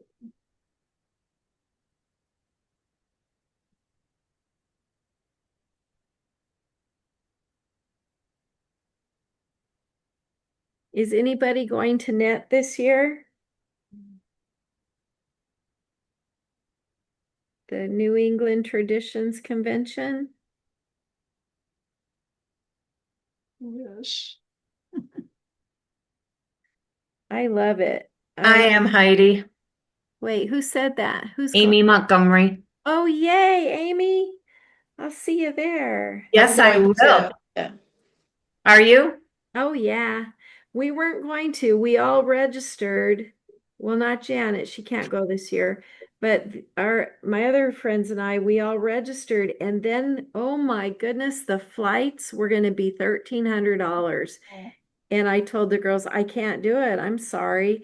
So we had until July 1st to decide to get a refund. And then lo and behold, the flights dropped. So we're like, yes. So we booked our flight going, but we don't have one coming home. I forgot. And my friend Jolene said, we probably better book a flight to come home. So we're going to do that this week. But we're going to fly into Rochester this year. Usually we fly into Syracuse and go to Old Tattered Flag in Watertown in upstate. But this year we're going to Rochester. We're going to go visit Old Tattered Flag because I'm into wool and I do rug hooking and proddy and all of that good stuff.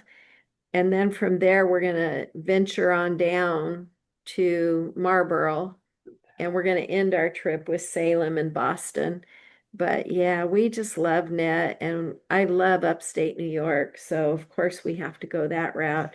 And this year, I think Judy and Maxine, they're going to also go to upstate New York and to Old Tattered Flag. So it'll be a fun time. But okay. I'm an hour away from Syracuse. I live near Binghamton, New York, which is only an hour from Syracuse. Oh, you should meet up with us and go to Old Colored Flag. We're a fun group, Amy. I know you are. I know you are. I took my very first net class 2 years ago with Judy, and then my second one was with Maxine. Oh, good for you. They're awesome. I'll be seeing Judy tonight. Again, I've been with her every day this week, getting Gypsy Toller event planned and ready. And she's teaching the cutest bee skep tonight. Um, I just love it. So, in fact, she's been texting me like crazy, planning, are we having pizza or what tonight? I said, yep. So, okay, I just pulled his little pom-pom with the red. Also, you could even stipple it on if you like that look better. So I outlined it. I did the lines in between. Oops, I didn't do these ones though. Whoops. Okay, girls. So his brim also has country red lines in between the jewel green. Doesn't have to be perfect. It's a little old stocking cap that he found somewhere with those boots. Now, if you want to brighten the red stripes, you can go over them here and there with true red. And also you can bring in some neon red to brighten if you feel like you need to. I feel like I got mine pretty bright already, so I probably won't, but you certainly could come in and brighten here and there with a little bit of neon and true red. Let's see, what else? I think that's it for his hat, except when we add the snow here and there to the pot and the hat and the ornament. But for now, I think you're good and we can, let's see, we finished the cuffs. Yeah, we can do the tag. And we're gonna finish this class 11, 12, 1, 2. Wait, are we late, girls? It's okay. Oh, shoot, I was shooting for 3 o'clock. My math is terrible. We were supposed to be done at 2. I'm sorry. Don't worry about it. Okay. All right. Well, we're going to do that tag next. And we're going to shade all the way around the outside with burnt umber. And then we'll deepen it with our bittersweet. Okay. And so first, am I on camera? Yeah. First, we're going to go around the outside edges with our burnt umber. I'm going to let that dry so we don't wipe it off.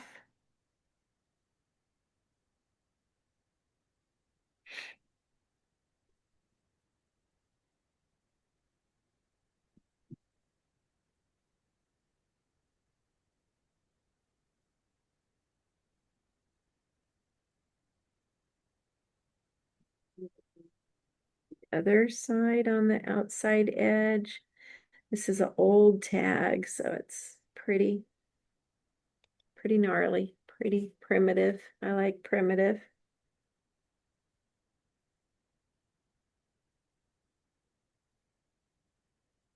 Guys, I have so many submissions due this month. I'm shocked. It's like, why does everything have to happen in August when I'm busy base coating all these pieces for the retreat in September?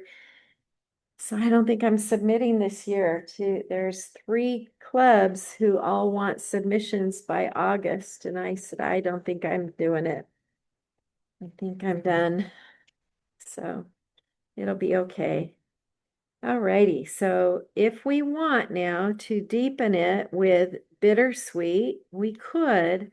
I got my burnt umber on pretty dark. So let me see. Bittersweet might be a little too dark now, but we'll see.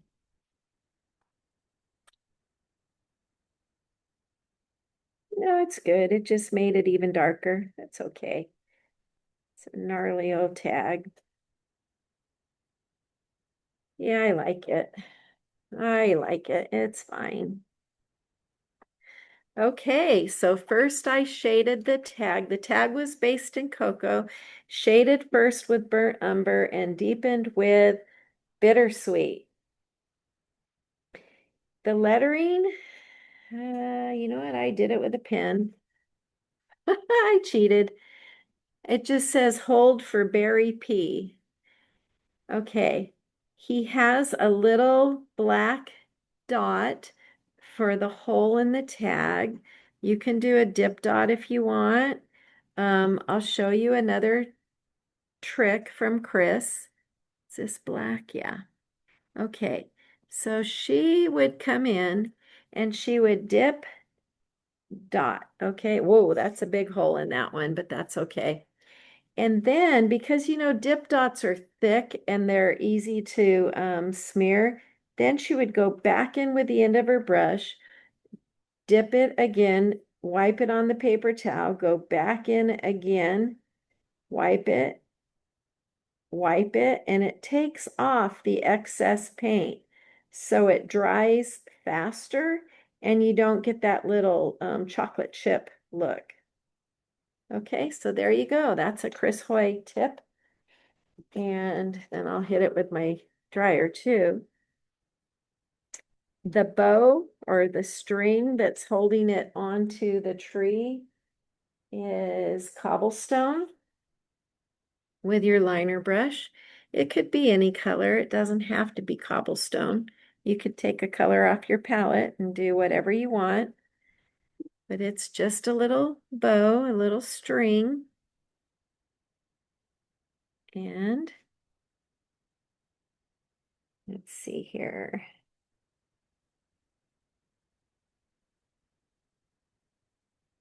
And then I'll just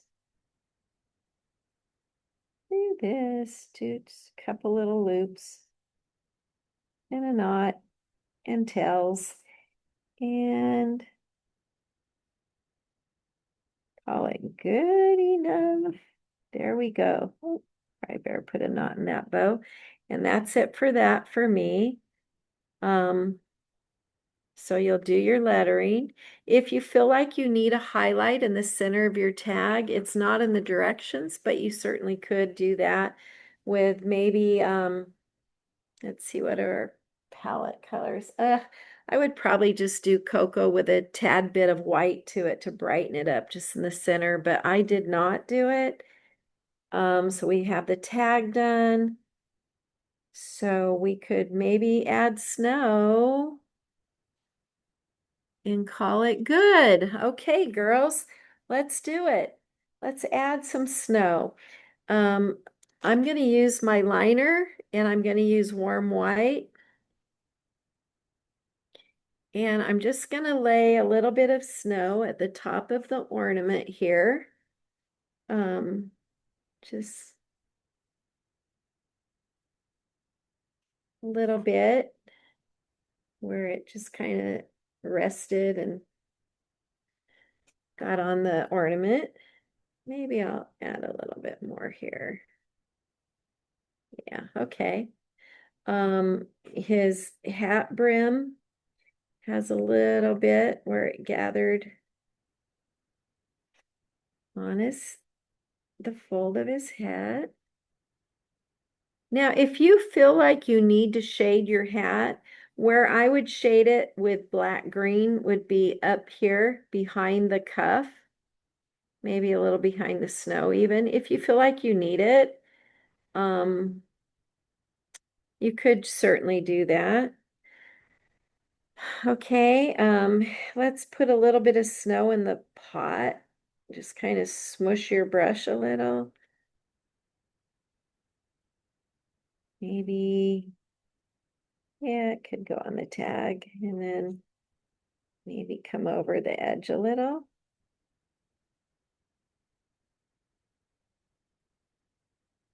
Just kind of smush your brush down a little.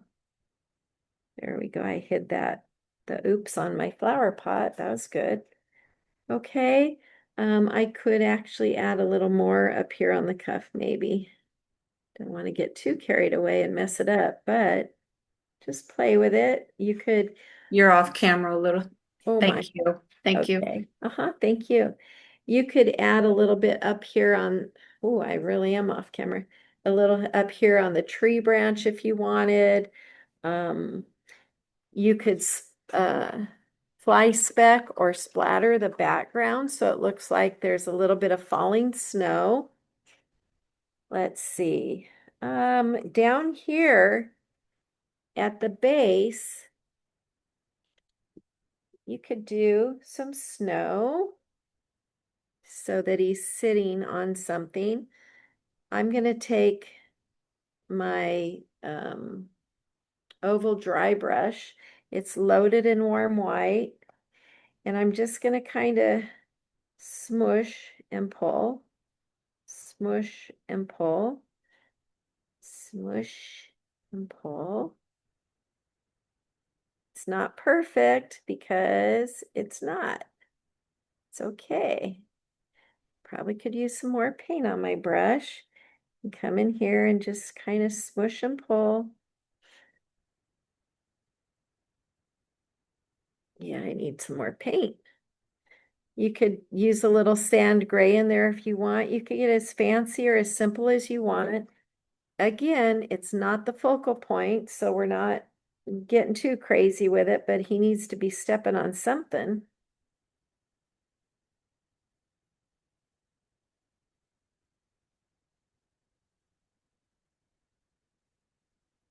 Okay, I'm out of the practice of snow, obviously, but you get the feeling here. Just kind of smush, pull, dry brush. There you go. There we go.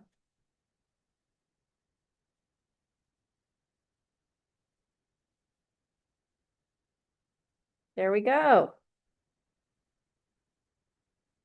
All right. I think I'm okay with that. Yeah. All right. Okay. So that's that. This looks a little funny over here. There. All right. What else? I wish I brought my brush. I have to splatter with. I absolutely love denture brushes. Have you ever used one to splatter with? There's a big side and a small side. And I didn't bring it with me, darn. I get them at Dollar Tree sometimes. I haven't seen them lately. I usually try to get them for my students when I go to Autumn Getaway. They are the best. It's almost like toothbrush on steroids. And I use the small end of the denture brush. There's a larger side and a small side. I use the small side and I can just control it. Oh, I love it. When I don't have that, I can use a liner brush, water down my paint really well. Tap, tap, tap, splatter like crazy, and it's snowing on Beary Potter. So it's we used to call it fly specking. Remember those days? That's gross when you think about it. But anyway, so there we go. So it just snowed all over Beary. Does anybody have any questions?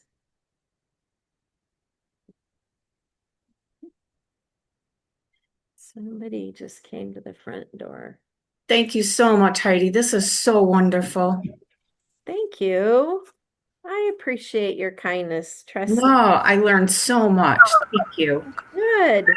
Well, when I start doing my little classes, I'll let you know. Please do. I'm serious. I would love that. Oh, thank you.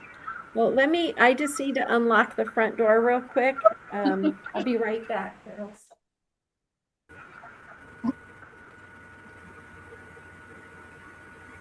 I think we're done, huh?